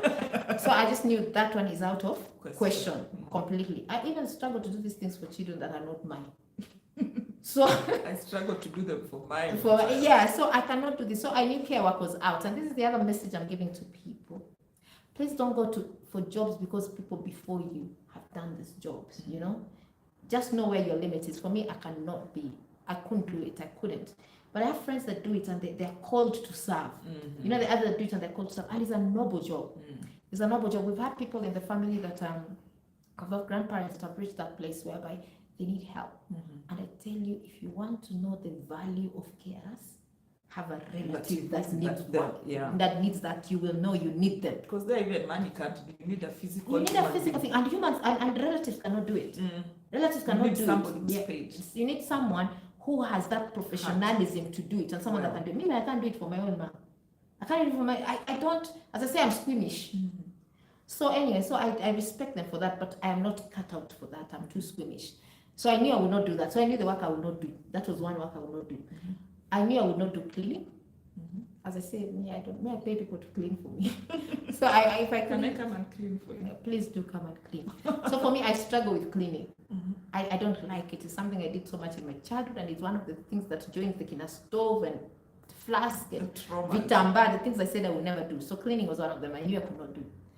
So the teaching option was there. And I did do something called teacher adaptation course in the UK to allow me to teach in the UK. So I did it. So I can teach in the UK. But I realized, and I did teach for a while, and realized, hey, the students in the UK and the students in Kenya, East and West. East and West. So I couldn't teach in the UK in the end. I chose not to teach. Because there in Kenya, you know, the teacher has power. In the UK, beat the hell. you can Literally even beat them yes, to death. yes. But in the UK, the child has Right. power. It's the child that has power in the classroom. I think that dynamic didn't sit well with me then because I knew it the other way. So teaching, but I did teacher adaptation course to see if I could get into teaching there. And as I said, I did get into teaching. But my first job, that actually I needed to have another job to earn money to allow me to do the teacher adaptation course. I saw a hotel. It was asking for a staff that travels, the hotel, there was a hotel that was asking, the hotel is called the Mercure Hotels, so they're quite high up in the UK, and they were asking for staff to travel to test out their hotels. Oh, like mystery shopping kind of. Yes, and I thought, they pay you to travel across, and they say they have hotels in the UK. I said I'm signing up. So I saw where they were doing that open day. They were doing they were recruiting a lot of people. It was what I was opening, but that was the job that I was going for. In that list they were doing. So I said, you know what, I'm gonna go in this job. I'm gonna apply for this. So they said I get a bus. I think it was bus number 80. Remember the bus system in the UK is different. So I said get bus number 80, where I lived in a place called Kennington, and it was close to the bus station was called Vauxhall. So I said get bus 80 from Vauxhall bus station. Now, in Kenya, when you go to get a bus, the bus stands there, a bus that goes whichever direction they stand in one place. Yeah? So as in they stand in one place, unaulizia hapo, hii inatoka hivi ama nini. So me I reached and I saw bus 80. That was I wanted bus 80 that was supposed to go to Victoria, not one that was supposed to go to Clapham Junction. I'm getting it from Vauxhall. So me I saw bus 80. I went and sat. This bus had actually left where I was coming from, and it was going in the opposite direction. But I didn't know. So I'm sitting, and I said, the thing said that, it will maybe take 20 minutes and I'll see a big sign. So I'm looking out, I'm sitting at the top of the bus, I'm looking and I'm not seeing. And I said, maybe they're like Kenyans who say 20 minutes, but it means an hour. So after a while I'm seeing, and then I see people standing outside, and I'm looking out and I'm thinking, we've gone too far.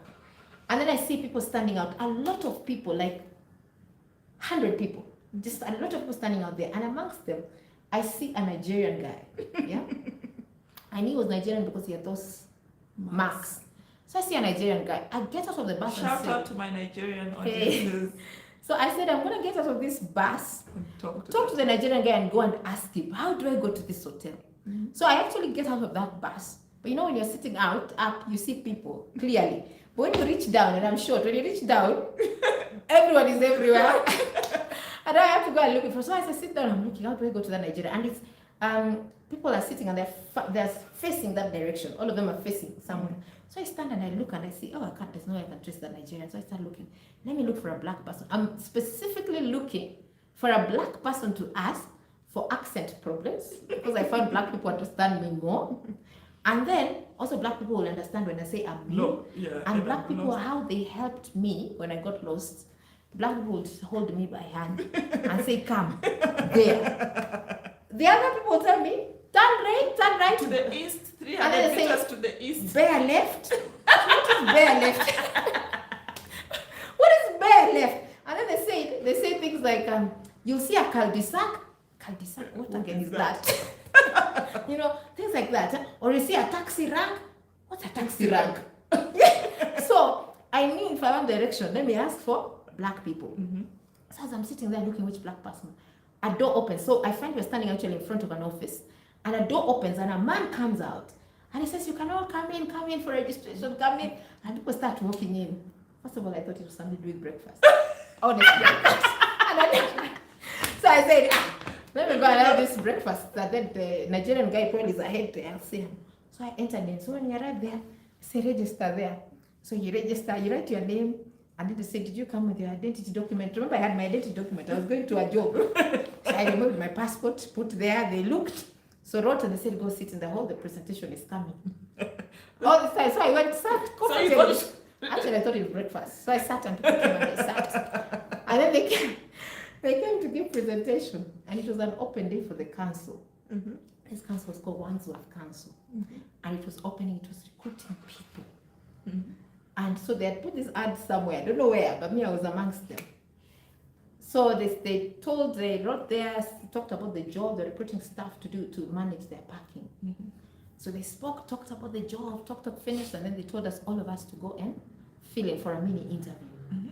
So now I decided, now I'm already late. I forgot even about the hotel. Sat there, went to the mini interview, and it was a Kenyan Somali guy Mm-hmm. that was one of my interviewers. Oh, nice. And immediately I arrived there, I gave him the Kenyan passport, that's where the visa was. And I looked, and then I said, habari yako? I got the job. So those of you who say, oh, when Kenyans are abroad, they don't support each other. And this was a Kenyan Somali. Sasa zingine tukiwa hapa Kenya, tunadharau wale watu wa Somali, tunasema they are not our fellow Kenyans. Yeah. This Kenyan Somali gave me a job. I received that job that evening. I was already in the charity shop. When he called me, because he even took my number, he called me and he said, we've got the job, how soon can you start? I said, I can start immediately. So my first job was with the council. We were looking at parking. Cars parked well and everything. We didn't have parking in Nairobi. Me, all these things were new to me. Never had no idea what all these things was about. Completely clueless. Mm-hmm. But I tell you, it was one of the jobs that I liked. Mm-hmm. It was, first of all, easy. Mm-hmm. Another thing I would say, UK jobs are, to me, they are easy. You don't have to sweat to make money. No sweating. And another thing I came, and this is something I've maintained all along in the UK, and all the jobs I've had in the UK. For me, if a job does not have uniform, I don't want it. I love uniform jobs. First of all, it removes the effort of wanting to know I'll dress well. Yeah. And then the uniforms job in the UK, the ones I've had, they give you vouchers, cleaning vouchers for dry cleaners. So you belong no ironing, nothing. I wear my uniform, that's it, done. And they give you a lot of uniform. And then being in a uniform service in the UK, it means you're working within a certain field. You normally get, the insurance gets less. There are lots of perks that come. Advantages. Because so they even ask, are you in a uniformed profession? If you said yes, your thing's easy. So my first job in the UK was working with the council. So just to cut you short, from what I hear, usually people say that if you go to these other countries, you have to start like with the cleaning and all this. So you're basically saying it's possible to start with different. If you're not cut out for those care and cleaning, it's okay. There's nothing wrong with you, and there are options for you. It's very okay. Now there is a job I do that I never say, my main job, and I'm going to say it here now, because it's a job that people in the UK will know about. It's not even the Air Force. The Air Force, we're coming to it. The job that I do in the UK, which is a very prestigious job and very hard to get. In the UK, we've got something called the tube trains, underground trains. I drive them. Oh, yeah, I remember you mentioned that. Yes. It is very difficult to get in.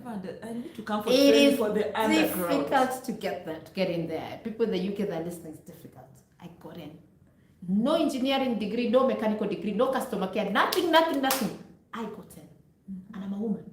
Congratulations. And it's one of a very good paying job in the UK. It's the job that when they talk about the pay, people are like, why do they get paid so much? And it's a very secure job. Because London runs around. It's all about the underground. That's about the underground. I got in there.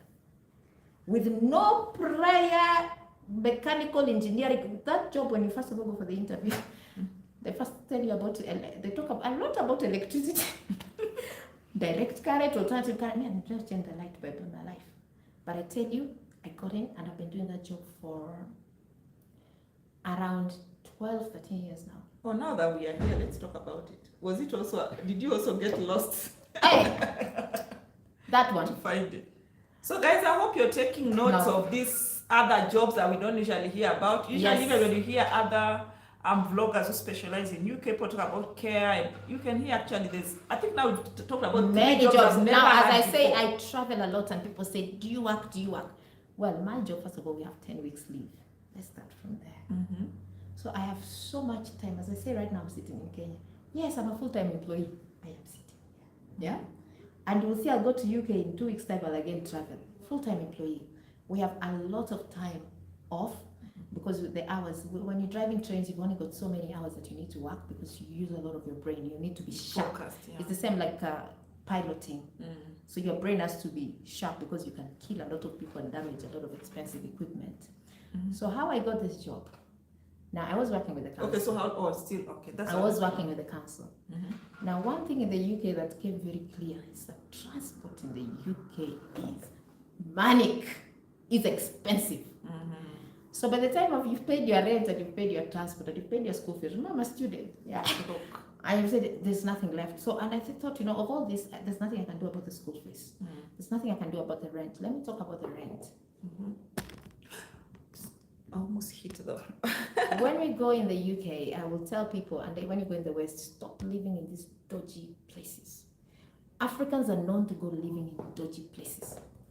Ni kama tumekuja Kenya, tumedecide kwenda kuishi Mihamu. Yeah? When the other nicer place. When the other nice place. Na unajua kwa nini? Because Mihamu tunyumba twa mabati ni cheap. You see? So me, I've never lived in dodgy areas. No, I don't. And I find that when you live where the locals live, you have more opportunities because the locals take care of themselves. So in the country you are, don't go and live where the immigrant community lives. Go and it's live. like you're just carrying your country problem. back to. Na mshene na fitina and some whatever like that, you never grow. So you go and live where the locals live. And as you grow in the country, move where the old pensioners live, the rich ones. Those people have got time in their hands to fight for their rights and you benefit from them. Let me divert and tell you another thing. Another day, I got a knock on my door and I opened the door and it was my neighbor. We live in a street whereby there are old people normally. And he opened the door and he said, I want you to sign something here because I'm bringing up a case with the council. And I looked at it and it was saying like, in the night before, between the hours of 0102 and 0104, in 2 minutes there was a blackout. Yeah, for 2 minutes. And he was writing saying, why was there a blackout and there was no warning about this blackout? Because some people depend on machines or blah, blah, blah. In my head I'm thinking, what were you doing at one? But that is the level of dedication they have to protect themselves, the place they live in. If you live now in an African place, first of all, they will put in all these harsh measures, parking restrictions on your road, I don't know what fines here and everything. People will sit and not come together to complain about this. So you find because half of them are legal, even they don't even want and even the legal ones, they don't know about coming together and speaking in one voice. So I find when I live where the locals are, I even know about social justice because they really awaken you and say we cannot allow the council to do this. We're having this. Like right now, they want to bring something called ULEZ, which is charging 4x4 cars in our area. Most of us drive 4x4s there.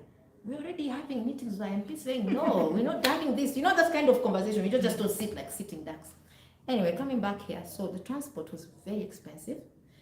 The rents, because I'm living in a good area, it's expensive. And the school fees I have to finish. Yeah. So the only thing that I can cut down here is transport. So I wrote jobs that pay transport because I was now looking for a job that comes with transport. I'm very intentional where I want to go. So I said jobs that pay transport, and the Transport for London came up. I didn't know what Transport for London did, but I knew they have jobs that pay for transport. So I went to apply. I could not even afford Wi-Fi then because as I'm saying there was funds, they had to go to other things. So I went to a cyber cafe, and a cyber cafe there was £1 and you have 1 hour free Wi-Fi. Because I didn't even Wi-Fi, because I would do it in the job, free Wi-Fi. So at home I didn't need it. But now if I need it now because I'm home applying for a job, I'm not going to apply for a job at my workplace. Because that's work time, they will find me doing this. So I went to a cyber cafe, paid for an hour, and the job that came that paid, so Transport for London came and there were jobs there. Some of them required 10 years work experience. Some of them required engineering degrees. Some of them required things that I didn't have. But now, one job said bus ticket inspector. Someone that goes on the buses to just inspect that people have tickets. Because the bus driver doesn't do that. And it was paying very well and it was coming with free transport. I said, let me apply for this one. And didn't have any degree qualification, I just needed UK experience. So I started applying and then I applied it, finished it at 48 past. I had 12 minutes left. But I was not letting my 12 minutes go. So I decided, since I'm on this site, Let me look for another job. So I found a job that said customer service advisor for London Underground Station. Again, free, and it was paying more than the bus driver one. So but I had 12 minutes to send. I tell you, that remains one of my poorest ever submitted application, because I was rushing against the clock, and then it tells you the 30 seconds, it starts counting down, 30, 29. So I just press send, and when I press send, the computer locks you out. You know, this cyber cafe, when you finish your time, it locks you out. So it locks me out. So I didn't even know whether that application went or not. They called me for the interview. And even when they called me for the interview, 3 days later, I actually thought it was the bus inspector one calling me, because it's all transfer for London. And it was the customer service advisor one. So I got the job. They will call you, you go through the motions of asking this. Now there is something called references. Remember, I've not been in the UK long enough. And this time I've been in the UK for 7 months or 8 months. They were not long enough. Now they need, so the UK references of mine can only go to 8 months. So they need your references for previous employer. Now UK run very quick. So when you're doing your references, have referees that can answer you very, very quickly. So keep in touch with your referees people. If you know you need them, keep in touch with them. If you know you don't have referees, I don't know what you have to do. You need to have referees. Go and volunteer, we've learned. We've learned, go volunteer or find people that can give you references. I don't know what you're going to do, but UK takes their references quite seriously and they want them very quick. So anyway, I got the job as a customer service for advisor for London Underground. And you work at the station, and your work, this now was even easier work. Because your work is to just be there visible to help customers. And I was in a station that was a commuter station, so people knew their way. It was not a tourist station, so people knew their way. So you guys were just to stand there And look pretty. and look pretty, yes. But then I realized one thing, that whenever we were working there, anytime a train driver required something, we were told this train is coming, this driver requires this, please run quickly down. It looked like we were worshipping them somehow, like we had to attend to them. You would drop everything to go and attend. This driver is coming and you need, this train is coming, the driver says he needs water, so please run down, meet the train. You know, that kind of thing. And I asked one lady one day, there was a Somali lady that used to work, Somali Rwandese lady that used to work there, so she could speak Swahili. She did not, she was not Kenyan, but she could speak Swahili, because Rwandese, they speak Swahili and Somali. So one day I asked her, why do we behave like this when it's drivers? We like have to stand at attention when you hear this. She told me it's because they run the whole underground. It is them. He said everything, these stations that we have, and we have over 300 stations, all these stations are around the trains. He said all the offices, they are around the trains. They're the ones that hold the train. If they decide to put them down, they're tools today. Yeah, like there's a time they're on strike. We're even going on strike on the 15th. Again? It is 15th, yes. So tomorrow. Tomorrow. So I said they hold the underground ransom. That they're the ones with the power of the underground. So we have to know that they're the ones keeping us. And I said, really? I said, yeah, really. I said, I want that job. And then she told me they'll never give it to you. She told me they'll never give it to you. And I said, why?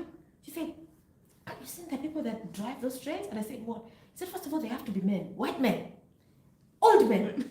Big men. You are small, you are black, you are a woman. These 3 things are against you. I tell you, I applied for that job. I got it. What? I got it. This is the other thing. Let not people tell you you cannot get the job. Yeah. You cannot get it. Now let's go to the Air Force one. So that's my main job. It's a job that when I say I'm waking up, going to work and everything, that's the main one. So let's go to the Air Force. Maybe you can whisper to me what is the pay per hour in case someone is interested. Okay, I will show you.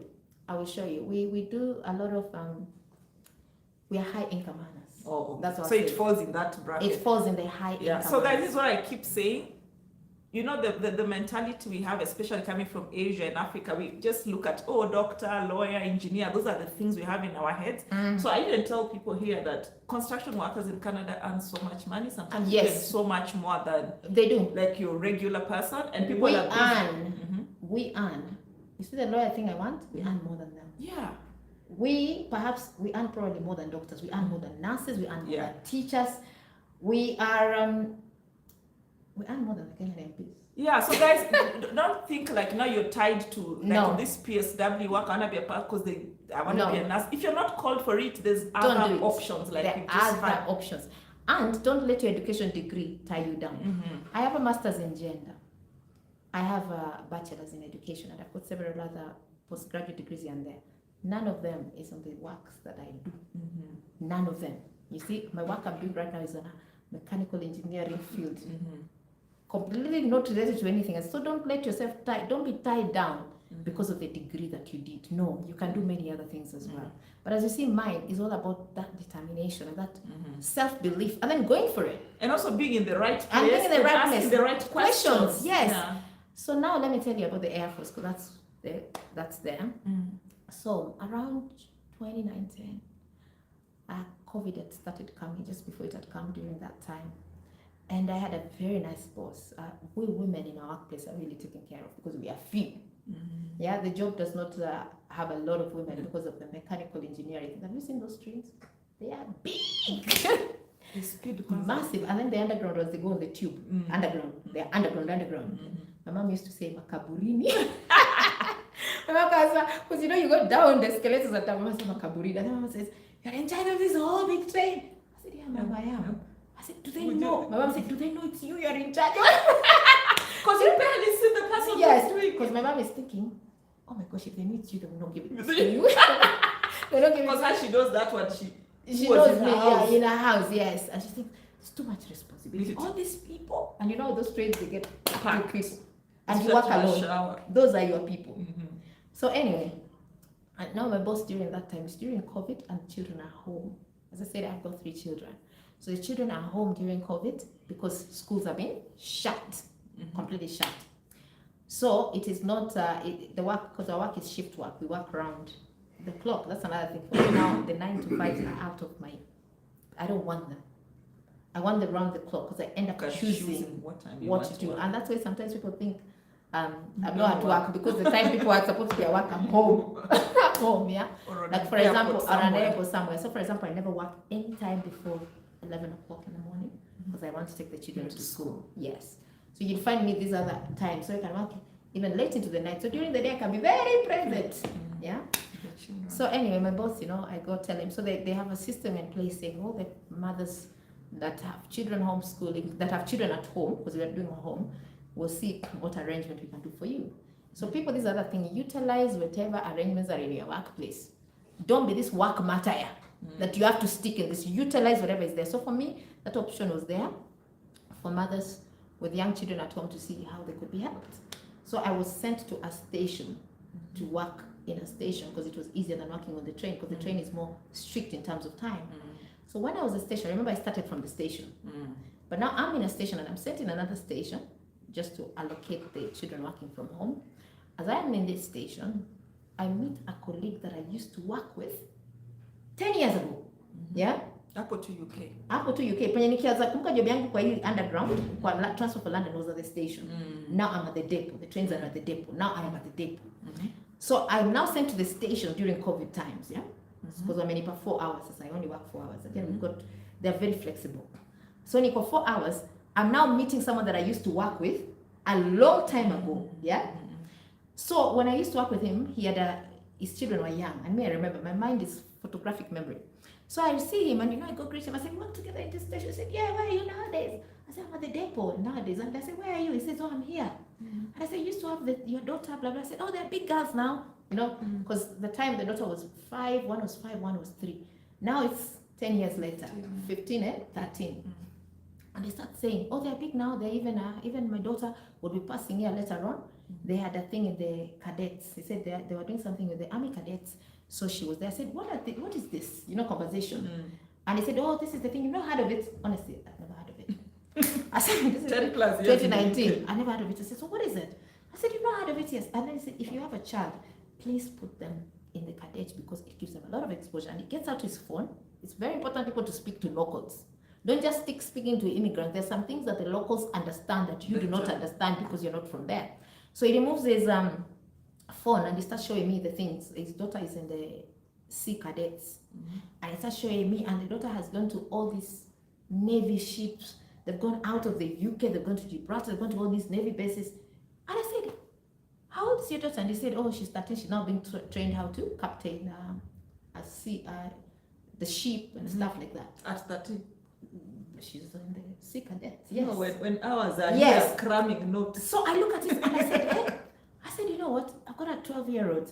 What can you do about this? Huh? Then he was 11. I said, I've got an 11-year-old. What can you do about this? He said, he needs to be 12 to join. I said, where do I join? And he gives me this. I said, the cadets, Google this. He's now showing me Google this. And I Google. And when I Google, I actually had all the intentions of signing up my son for this because we had a year. I go there and I say, they're looking for staff. Did the son ever get the or did the mother apply? So I look at it. First of all, I see there is Sea cadets. I see there is Air Force cadets. There is Army cadets. There is Navy cadets. There's 4 of them. So Sea and Navy are out because me and water. Only glass water. So the Air Force and Army are there. So I decide, you know what? I will look at them, but I've always wanted to do a plane. I've always wanted to pilot a plane. Now that I'm driving trains, I said, you know what? I would like to know the planes as well. And I've looked at plane licenses, and oh my gosh, the price is just. I just saw a Beatrice school and I said, let it stay. So now here I look at it and I see the Air Force, and I look at the Air Force and I say they are looking for staff. And the first thing I ask them, there's a thing there you can ask. I said, do you send people to war zone? And they said, no, we don't. I said, okay, right, I'm here. So I go through the application process. I say, we have a recruitment drive this day, blah, blah, blah. And I go for the recruitment. And first of all, they like me because, first of all, I'm in a uniform service. So we have things that are very similar. I'm in a uniform service already. And we start talking and we talk with the boss. They put you through the system because you're now joining the military, basically. And now my work at the Air Force is I'm in the Air Force cadets, and my work is to teach the cadets. So your teaching now is coming handy also. My teaching is coming handy as well. So my work is to teach the cadets. I'm still in the learning. There's a lot of, with this military, you're always learning, you know, because you're working for your, call them badges. You're working for your badges as well. So that is what I do. But I said this is a recent entrant, and how I got into it was because I was actually looking to sign up my son. I was looking to sign up my son. Now I've got a partner, and I told him, I have got Royal Air Force cadets. And I said, come see. He went and he saw military and he said, good sign. He joined the military. So he's in military cadets, not military, Army cadets. I am in the Air Force cadets. But you have left the children that initially were supposed to join. We didn't even bother with them because we thought it would be too much hassle to be dropping them there, and us we are learning as well. So let them stay a little bit. There's no rush. Then they still have their But I'm going to sign my daughter. I'm going to sign up my daughter because I've seen they have a program. There's got something called the Duke of Edinburgh, and it can really bring up the girl. There's something in this patriarchal world we live. There's something that girls, there's extra help that girls need that boys do not need. Yeah. So I'm going to send her. She's 11 now. When she's 12, she can join in. So immediately 12, I'm signing her at the Army cadets where my partner is. I'm signing her there. I don't want to sign her with me. Let me sign her elsewhere. So maybe something I'm sure some people are interested in finding out. Is it possible for somebody to join? Let's say me, I'm now here in Kenya. Yeah. Can I join? Not the cadets, because you'll be dealing with children. The UK protects its children very much. So it doesn't allow people that cannot be tested to come and have access to their children. But you can join the real one, only the Army. The Air Force is out, the Navy is out, the whatever is out, only the Army. So yes, and when you join the Army, you'll not necessarily be based in the UK. You now be sent anywhere. All the other places, yes. Oh. Yes. Okay. So what lesson do you get from this, like the Army bit of things? What the lesson can you bit. share with us? And especially, and I'm thinking because I'm a bit privy to a little bit of that. And I know there's something you mentioned. So right now you're teaching. Yes. But as much as you're teaching, some of your students know more than you. Oh, they do know. Like they march better than me. Oh my God, I didn't know how I'm coordinated. There's a lot of marching there. You know? And you have to march in a particular way, listening to instructions. And the military, there's a lot of shouting. And there's a lot of saluting. And it's a different word.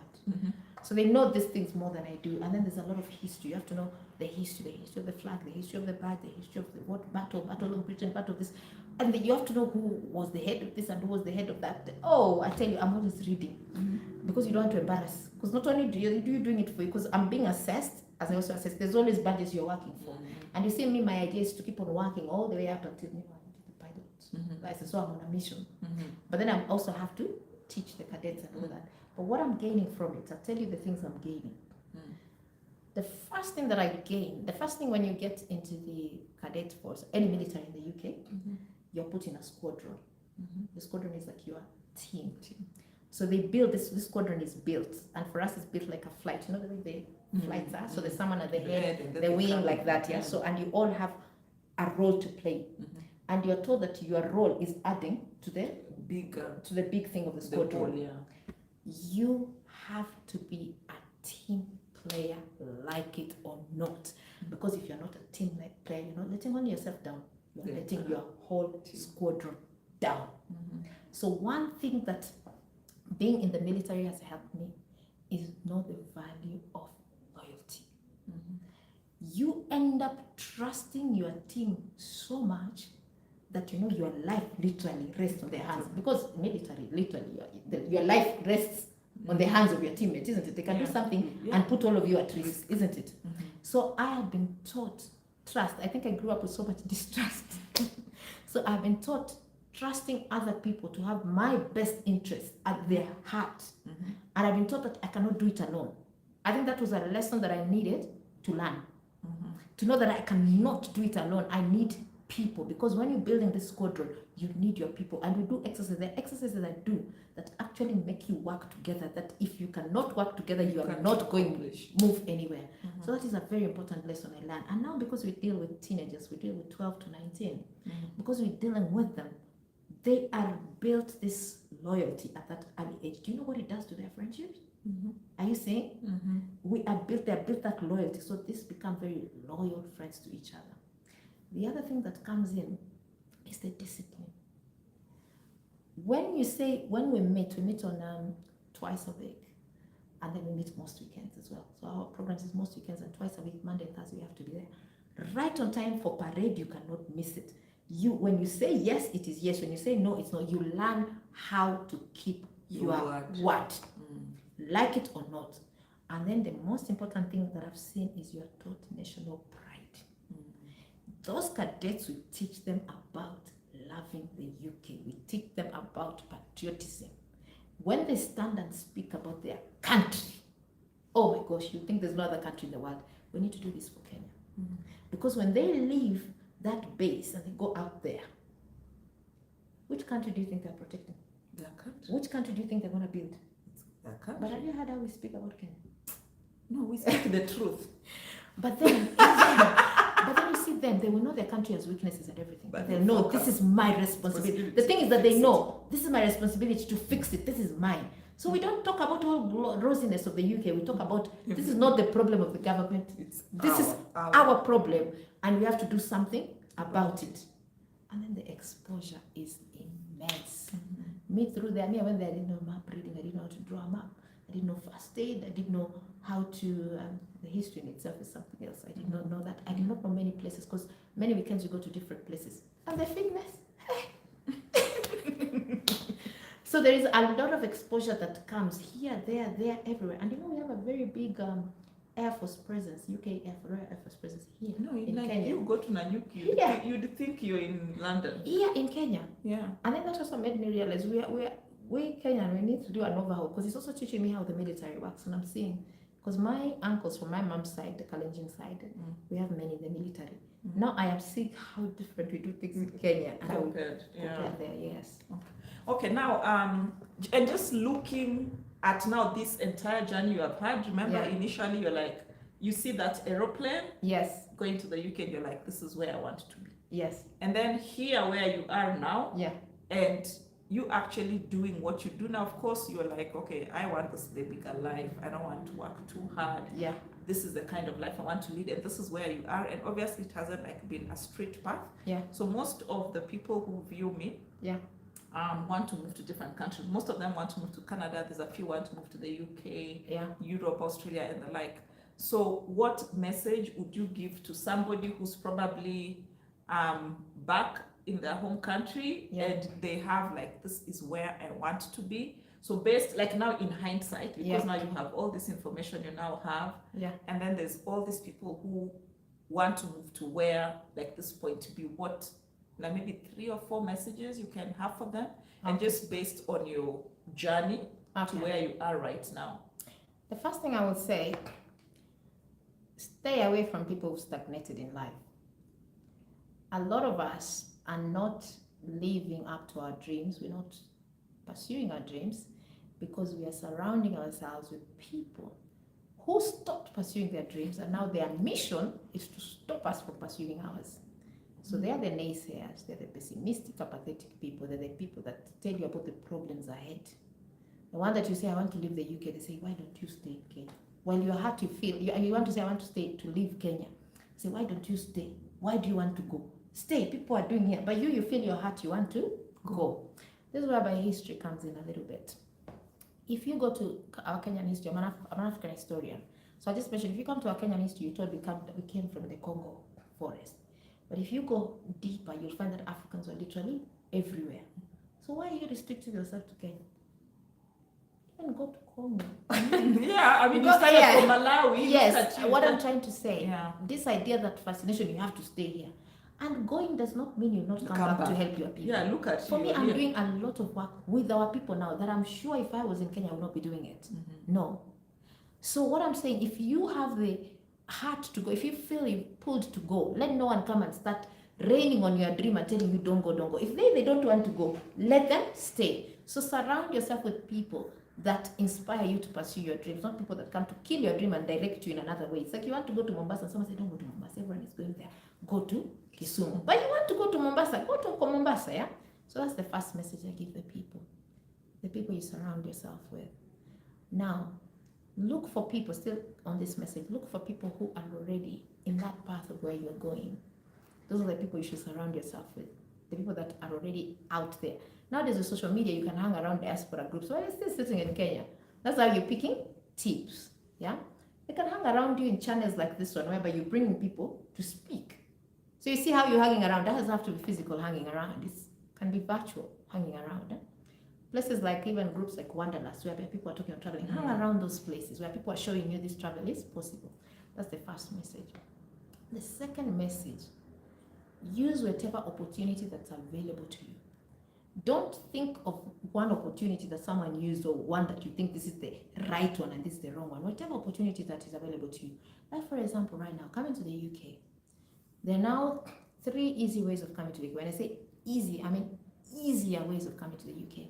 One, there is something called the care visa that has been opened now. People are coming as carer. Please make sure you want to be a carer. Mimi hiyo siwezi singefanya hiyo because mimi hiyo kazi as nimesema sina hiyo nini utu. Yeah. So kuna hiyo care visa, you need to find people that have already come as a care visa. I don't have the information about it, yeah? No, we have 2 videos on the channel you can watch. So do the care visa, it's an opportunity that's there. You just need to have some money. And once you have that money, unaweza kuja. Yeah? Na wanapewa kwanza I think 3 years. And you can bring a dependent.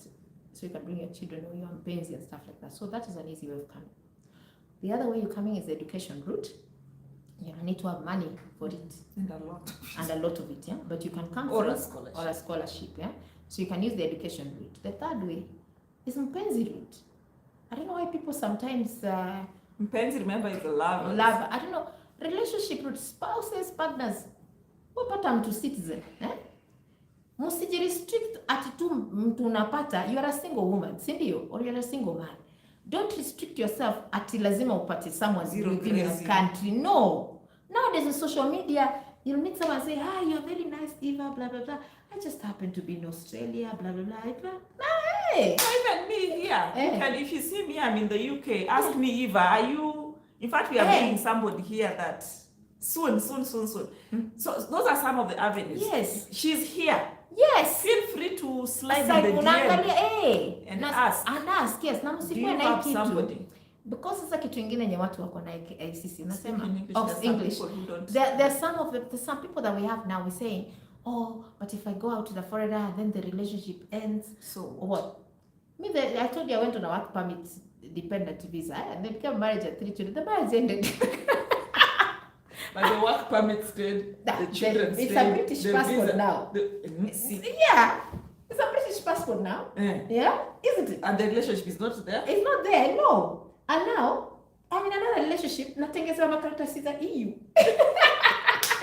You guys, if those who missed that, She's just saying some of you feel like, oh, what if I marry this UK person and then the relationship doesn't work out? Even Kenyan relationships don't work out. They Even don't. Asian relationships don't work out. No. But seize and I think this is what you mentioned, like stop focusing so much on the negatives. No. Focus on now. You're in love now. Yes. What can I benefit now? Exactly. Yes, what can I benefit now? And know things work out. Exactly. Yeah. That's the same problem I usually have here sometimes when I talk about, so like recently there was a recruitment happening in Dubai. Yeah. And I talk about it here by Canadian employers. We're like, oh, Eva, we've applied and we don't get responses.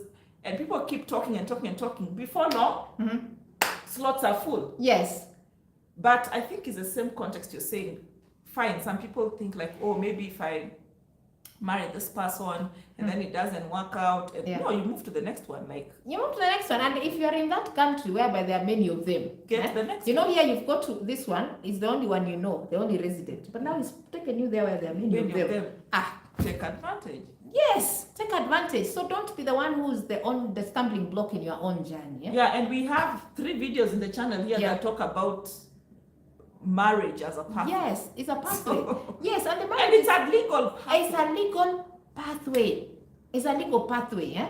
People fall in love with you, but don't restrict yourself to your only countrymates, yeah? Yeah, you can also become a YouTuber. Guys, I cannot tell you, if I open my DM today. Yes, exactly. Oh, that's another thing. Yes, you get followed. Yeah, because you get, you know, the advantage of being like a YouTuber on the internet, go to TikTok, you're exposed to all manner of people. Exactly, yes. And these people like you the way any other person like you. And they're not giving you the visa. So the same way you say, I want to date a God-fearing person. The same way you can say, I want to date someone with an international passport. Exactly. There's no harm. There's no harm. Like for me right now where I am, the way I'm a traveler.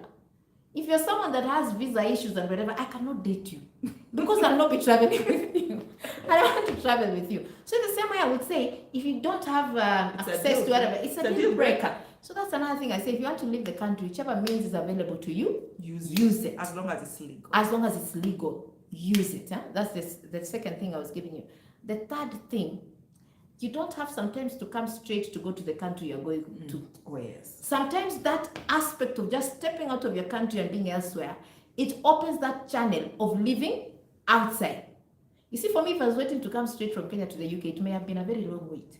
But because I was already, as an expert in Malawi, dealing with this, like for me, even the idea of going to study in the UK started with a Muzungu expert there telling me you could do this, you could do that, and now giving me the step-by-step process. I didn't have this access to Wazungus in Kenya. But because I was in that expert field as a foreigner, and she was also a foreigner, we were in the same space. You see? So sometimes you don't have to go straight from Kenya to Australia or Kenya to Canada or Kenya to UK. Sometimes it was Kenya to UK via Uganda. Kenya to UK via Dubai. You know? So you may go circuitous way like this, like that. Yeah? So be open to whatever comes your way. Be open to that. And then the other thing that is extremely important, use social media. These YouTube channels, this TikTok, this whatever, be present, be visible. I said when you are starting, when you are present, when you are visible, people start coming to you, approaching you, saying this, saying that. When sometimes these short visits come, and what happens when you start being visible? Short visits out of the country start coming, isn't it? So you don't even have to wait for a long-term stay residency. No, sometimes it's that 1-week conference here. Sometimes it's that 3-day road journey to Rwanda. The more people you meet in foreign countries, the more your chances of opening up that foreign place to go. And there's one thing I was hoping for you to talk about, which kind of I think like is the genesis of all this. Yeah. Guys, you know I'm very big on manifestation. Yes. And I don't know, what can you say about that in relation to your entire journey and just the weight of words, you know? Like, and not just your own words, but the words of other people. Like this lady tells you, can we go to, I mean, you need to do your master's, you need to do your master's, you need to do your master's, you need to do your master's. And then something else I would like you to talk about is, like, look at your father was supposed to be taking you to the show. Yeah. He didn't. Yeah. And he went. Which kind of, like, just the fact that he didn't take you to the show is the genesis of this whole journey. While maybe at that time, you might have seen it as something like, really, how could dad do this to me? And so if you can handle those I start by saying I teach on manifestation. My other hustle, I'm a life coach. Life coach is all about energy work. So manifestation. ndio mama yao. In fact, I was shocked that you want to end the slide. Now, maybe ndio mama yao. It's because sometimes I find the Kenyan audience, they're very resistant to the word manifestation. No, and that's why now the beauty of this channel, we say everything, pick what works. And that's basically, in fact, like the whole of YouTube. That's the advantage of YouTube University. It's not like a classroom where you're forced like, okay, you must say this to pass the exam. Here, we speak, you pick what works for you, and leave what doesn't work for you. So I will give one word that I would want the viewers to take away, to write this somewhere there. And the word is one phrase, and it's everything is always working out for me. I want you to say this and put it somewhere where you sit until when it will become second nature to you. Everything is always working out for me. Now, when you have that concept that everything is always working out for you, you know nothing ever goes wrong. So like my father, not taking us for the show, but taking us to go and see the planes at JKIA, that was something working out for me. You see, so everything is always working out for you. Everything is always working out for you. So speaking of manifestations, this one is going to become as a shocker. You're always manifesting. There is no one that's not manifesting. You are always manifesting whether you like it or not. By virtue that you are on this earthly plane, you are manifesting. Now the question is this: are you manifesting things you want or things you don't want? There's no mutual manifestation. There is manifesting things you want, there is manifesting things you don't want. At any one time, you are here or there. There's no in between. There's no in between. When I talk manifesting, what I mean is you're creating. What I mean is attracting. You're always attracting things to you, which means you're always creating things in your life, which means you're always manifesting things in your life. So how you know which way you are manifesting is what are the things in your life presently. Are these things you want or things you don't want? If your life is full of things you do not want, oh, you're the one manifesting these things you don't want. You're the one manifesting these things you don't want. Huh? You also know by how you feel at any one time. If you're feeling positive and joyful, then you know you're manifesting things that you want. If you feel negative, miserable, apathetic, pessimistic, beaten by life, despair, desperation, then you're manifesting things you don't want in your life. But it is you. Yes, people normally say it sounds blameful. Well, it's the truth. So, you are manifesting. There is no if, but, whatever. You are manifesting. Meaning you are creating, meaning you are attracting. So you're always doing it. So the thing is, what way are you doing? Yeah? It's like you're always breathing. But are you breathing good air or bad air? You see? So, if you want, so all of us want to manifest the things we want in our lives. We don't want to manifest the things we do not want. So the first thing you have to put it in your head that you're the one that's creating this thing. Things are not happening to you. You're just sitting, going about and whoa, things are happening. No, you manifested them. You just did not know you are doing it. Ignorance is very costly. The universe does not care that you are ignorant. So, as even the law, they say ignorance is not defense, don't they? In law. So this is what you have to do. Is first and foremost, have that dream and just see yourself heading there. A lot of us, this is where people say, how can I see myself heading where it's not there? And I say, you know what? You're already seeing yourself heading where you don't want to go. A lot of us have no problem thinking of worst case scenario to the point that it's so real until it evokes those negative emotions. For example, I have people as a life coach that think of accidents that are going to happen that have not happened to the point that they actually refuse to get in the car because they had a very vivid imagination of that accident. I'm showing you, you can think of things that have not happened to the point that they feel powerful to you. So why are you just leaning on the bad things? Some of you think of the jobs you're going to get sacked. You've not been sacked yet, but you think of, oh, they sack me, until you have panic and fear and anxiety. So if I tell you, think of yourself in the UK, why can't you do the same on the other side, whereby you even see yourself and feel the joy and the exhilaration? Are you getting what I'm saying? In that when it comes to us thinking bad things, we really have no qualms. Yeah. We are perfect. So when I tell you, see yourself where you want to be in your dream, it's the same way I'm saying, see yourself where you don't want to be. You do that very easily with no restrictions in place. So now I'm saying, allow yourself to see the other way. But the problem is that you've been taught hardship. Hardship is natural for you. Yeah, and just in addition, maybe in closing, so one other issue that we struggle a lot with here is the issue of jobs, and I'm glad that you kind of mentioned it. So what message would you give somebody who's trying to apply for jobs that they just feel like nobody's ever hiring me, or I don't know, what mindset should we approach the job thing with? Because again, which is very unfair, a lot of us have been conditioned to think that as immigrants we are only just cut out for all these other bad jobs, and even just look at how this Somali lady tells you can't get this job. So how would you address that issue of, especially immigrants, we are only cut out for these jobs? While, and you guys, I keep talking about it, like look at all the expatriates in this country, nobody's doing any funny job. They're all doing because they've been conditioned that when you come to Africa, when you come to Asia, you're gonna be doing the fancy jobs. Yes. So why, I don't know, how can we, what can you say about even us being conditioned to going to the other end and doing the high-end jobs? Yeah. And also in terms of when I'm doing my application, one thing I struggle with here is trying to tell people, a lot of them are already coming from the mindset, we've applied to 1,000 applications, they don't get, so every time I start that conversation, before I even, like, people are already defeated before they even start. We start by, it's a self-worth issue, but there's many things, I give lessons of this. First and foremost, it's a self-worth issue. We already think lowly of ourselves, and that means that leads us to expect bad things, or expect poor things for ourselves. We're okay with it. We've accepted it.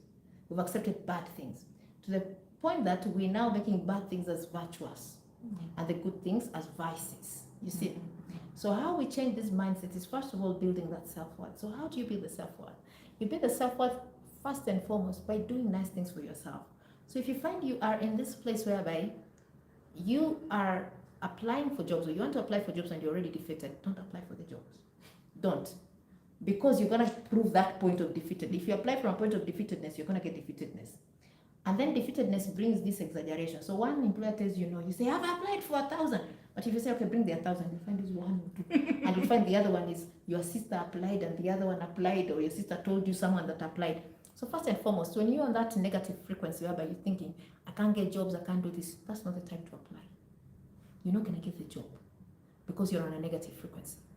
The time, so what do? Is stop all the application, forget it, apply, because there, and now go and do things that make you joyful. You only apply for jobs from a point of joy.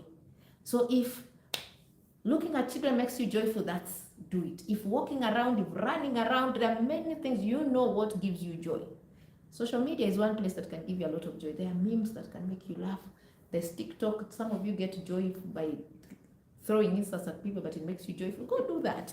Whatever that gives you joy, go do it. And now when you are in that point of joy, you'll find you're applying for that job from a different place. And also open your mind so that you don't have to apply for jobs to get jobs. There are other ways in which jobs find you. You see, like I told you, the example, me talking to this colleague of mine at the station and him telling me about his daughter doing this, and me going to apply something for my son, and me ending up doing it for myself. You see, I didn't go looking for a job. It came. You see. Yeah, because you genuinely were interested in something else, yes. And many jobs like that have come to me like that. They've come like, whereby I've done this, I've done that. Right now I said I'm in Kenya. I'm currently in Kenya now. And even this coming to Kenya, this was a paid travel. My ticket was paid for. And I put in my other things, my life coaching work in it. But why my ticket was paid for is because I'm so passionate about traveling that I was paid to travel to go do some work somewhere. That is a job. Now I'm getting a job as someone that gets paid to travel, to appear here, appear there. You see, that job, I've not looked for it. But my doing things that give me joy, which is traveling and posting about it because I enjoy it. I enjoy the traveling, I enjoy posting, is giving jobs to me. You all have talents. You all have gifts. There's no one that is born without a gift or a talent or a passion or a hobby. That is the other way you get a job. By engaging in your hobby, in your talent, in your gift, and being very vocal about it. When you're on the process of doing that, your job will come through there. Yeah. And also talking to people that are successful. Don't hang around these people that are beaten by life. A lot of us, why we end up being like that, because we're surrounding ourselves with beaten people. But jobs are there. There is nothing like jobs are less. They are there. It is your attitude that is making you not get these jobs.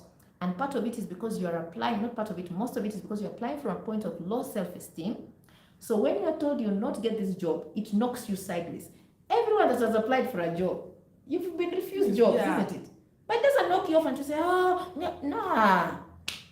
When you have high self-esteem, they refuse. You say, they're lost. Next one, isn't it? Yeah, and also I think the other lesson that I've learned from here is let us just open our minds, Yes. go think outside the box, and Yes. mostly these jobs in our countries, you know, our developing countries where we look down upon, I mean, like a train driver, a bus driver, those are the well-paying jobs. So let's clean our minds of this shame that we put to things, you know, like here in Kenya. Titles, you know, in Kenya we call Yes. this title, Yeah. title business. Yeah. In the UK, one of the hardest jobs is teaching, and it's also quite not very highly paid as such, and it's got a lot of work, Lawyers as well, when they're starting out, lawyers when they become partners they earn a lot of money, but when they're starting out, these are Googleable things. You can Google how much they earn. You'll find that they work so hard, but they get very little pay as well. Actually, in the UK, white collar jobs. No, not even the UK. Most of the developed world. Yes. The white collar jobs, they do not pay as much. And people leave the white collar jobs to go to the blue collar jobs. They pay more, they've got more rest periods, they've got more rights, and there's no redundancy.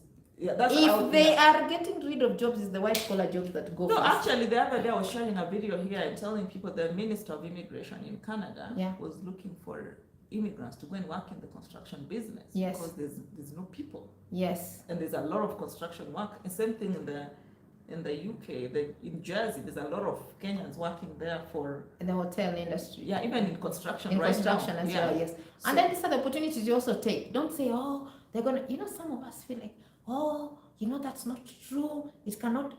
Apply. Yeah. Apply for these opportunities as they come. You know, apply for them. You cannot not apply and then complain that you don't have a job. This happens a lot, isn't it? Okay. Yeah. So guys, we have been here for quite some time. I just want to say thank you to our guest. Thank you, Chelsea. It was a great pleasure having you here on the channel. I am so certain that our viewers benefited from this session. And guys, if you have any other questions for our guest, if you are interested in immigrating to the UK, or if you have just anything around UK and she is able to answer, you can leave your question in the comment section here. But what if people want to get to you? Is there like an email address if somebody's, you know? Can they get me through Facebook? Yes. Okay, I am Agal Toto in Facebook, and in Facebook you'll get me the email. I don't know the last time I checked. I only check work Okay, emails. so Gitoho, maybe you can type. Are you able to type for in the comments her Facebook name, so that guys, if you are interested in the army in the UK, that is for people who are outside. But if you're already in the UK, then you can work in the Air Force, cadet, and all that. If you are interested in Tube, you say what's called that Tube? The London Underground. The London Underground. If you're interested in teaching, she has experience that she can help you around that. If you are interested in what else have you done? The other thing the big thing is just talking. Actually, the best thing that I do for people in the UK is, first of all, giving them the confidence to know that they don't have to do the menial jobs and stay in these places. I invite people to my home. They see how I'm living. Can I come and see? Oh, please do come. Yes, I have a visa. Don't try me. Come. There's actually someone coming on the 18th. She's coming to stay with me for like 4 or 5 days. Oh. So I invite people to come, and we have a conversation, because a lot of us, the narrative given out there, you have to do the menial jobs, you have to live in the horrible places, you have to have 3-4 jobs, and no. So sometimes you need to see someone living a different life and speaking and giving you opportunities and telling you these are the places you can apply, these are the things you can do. So that is the conversation I have with people, especially now that we're having an influx of new people coming in, meaning they are clean slate. So it's at that time that I tell them, first of all, where you live is very important. Don't go and live there where people are already hustling and struggling. Ignore there. Come and live in these other places whereby there's ease of life, whereby your neighbors themselves are the ones owning companies. So that neighbor is the one that can give you a job, just as you're stocking on the gardens on this fence. And just something I almost forgot. So, and now this is the last thing we can talk about. On the issue of, like, let's say when I land in the UK, when I land in Canada, when I land in Australia, wherever I land, maybe you can touch on how important it is, like where I first land, in whose hands I land. How important is that in terms of my future, for example, as an immigrant? It is extremely important. That is something that I actually want to do as part of my school, to be a welcoming team. It's very important because when you're landing in this place, you're a clean slate. It's like a blank thing. So it depends whether you're going to doodle or you're going to draw a nice painting. A lot of us, we're ready with doodlers at the airport waiting to doodle on our clean slate. And these are the people that perhaps have stayed in the country for so long and they've stagnated. So they are using the bar. I always give this example. When my partner relocated to the UK, for me, I'm a driver that is very, what will I say? I don't want to say I'm not, I don't say I avoid roads with stress. Now in the UK, we've got something called mini roundabouts. Tiny roads with, I don't know, these roundabouts, I've only seen them in the UK. I've never seen them elsewhere. They're called mini roundabouts. So they're roundabouts, but they are mini. So when you drive a big car, going around them, and you're not supposed to step on them, going around them is really a menace. Because you step on them or you have to reverse midway. So I know all the routes where the mini roundabouts are, and I avoid them. I would rather go a long way round to avoid a mini roundabout. And then in the UK, they also park cars on the roads, on the road. They don't have to park on the driveway. So cars that are parked on both sides of the road, and I have to drive in the middle, and it's a tight squeeze, because when another car is coming the other side, it means I have to reverse. So that they can. I don't like those roads, so I avoid those roads. So when my partner used to move to the UK, and him is an experienced driver, he doesn't have these issues. And I was the one, tasked to show him around. What do you think I showed him? The long routes. The long way routes I showed him. I avoided the mini roundabouts, the funny roads. So everywhere we're going is always a long way round. Then another day, he went by himself when I was confident enough to know the routes and everything. He went by himself and he came and said, do you know there's a short route to this place, to this place? There's a short route. You don't have to go there. I say, you take around 35 minutes. There's a 15-minute route. And yes, there was, but it had 3 roundabouts. And then I told him, oh, yeah, it's a roundabout. So, giving this answer. So you see, I was setting the standards low for him, projecting my own problems on him, and now his standards were now set on mine. You see now, he was now going the long way around, not knowing there's a simpler route, which I knew there was, but I didn't have the capacity for it. So I made sure that even him, he didn't have the capacity for it. When you are moving in a country, when moving in the country, the people that are there, please know how they live. Before they start giving you advice, go to their home and see how they live. And also see if they normally come home, yeah? And see when they come home, how do they live as well? Because this gives you an idea whether they have the capacity to go down the mini roundabouts and this, or they are the ones giving you. You understand what I'm saying? So how you land the person welcoming you sets your standards, because I find that humans don't like to be surpassed. So they will give you there or lower. So if you're going in this country, aim very, very high, and how you know these people is how they live. If someone tells you hardship, that's the other thing. If someone tells you, you'll have to hustle here, it's hard, we've been here, we've been trying for so long, and is this, don't talk to that person second time. Don't. There are people that thrive in that country, even if it's the locals. Stick with those ones. Okay. Yeah. Thank you so much. It was a great pleasure. Thank you so much for coming, guys. If you have any other questions, her Facebook address is on the comment section below, and we continue the conversations in the comments section below. I know today I restricted you guys from commenting, just because sometimes it's a little distractive when the comments keep coming. It's a little distractive, especially for our hosts who is still new, being on this other side. So guys, I appreciate you. I am grateful for your time. And thank you so much, Chelsea. You guys are going to be seeing more of her. Next time, you're going to do this interview in London. Yes. And let me know what other topics you'd like for us to cover. I will be in London maybe in May, thereabout. Oh, yes. So let me know in the comments section below what other topics you'd like to cover. And we'll definitely see you on the next one. Thank you so much for coming to the live. Thank you once again. It was a pleasure. Thank you. And you guys, you can reach out to Chelsea on her Facebook. She is, I don't know when she ever sleeps. She is always online. So, yeah. So thank you. Any final words before we? I will say this: we are here to live joyfully. Please make sure you have joy in your life. Huh? There's no medals for suffering. So make sure what you do, you're doing it joyfully, happily, wholly, and reservedly. Thank you. Okay, guys. Well, we'll see you on the next one. Bye. It was a Bye. pleasure. Bye.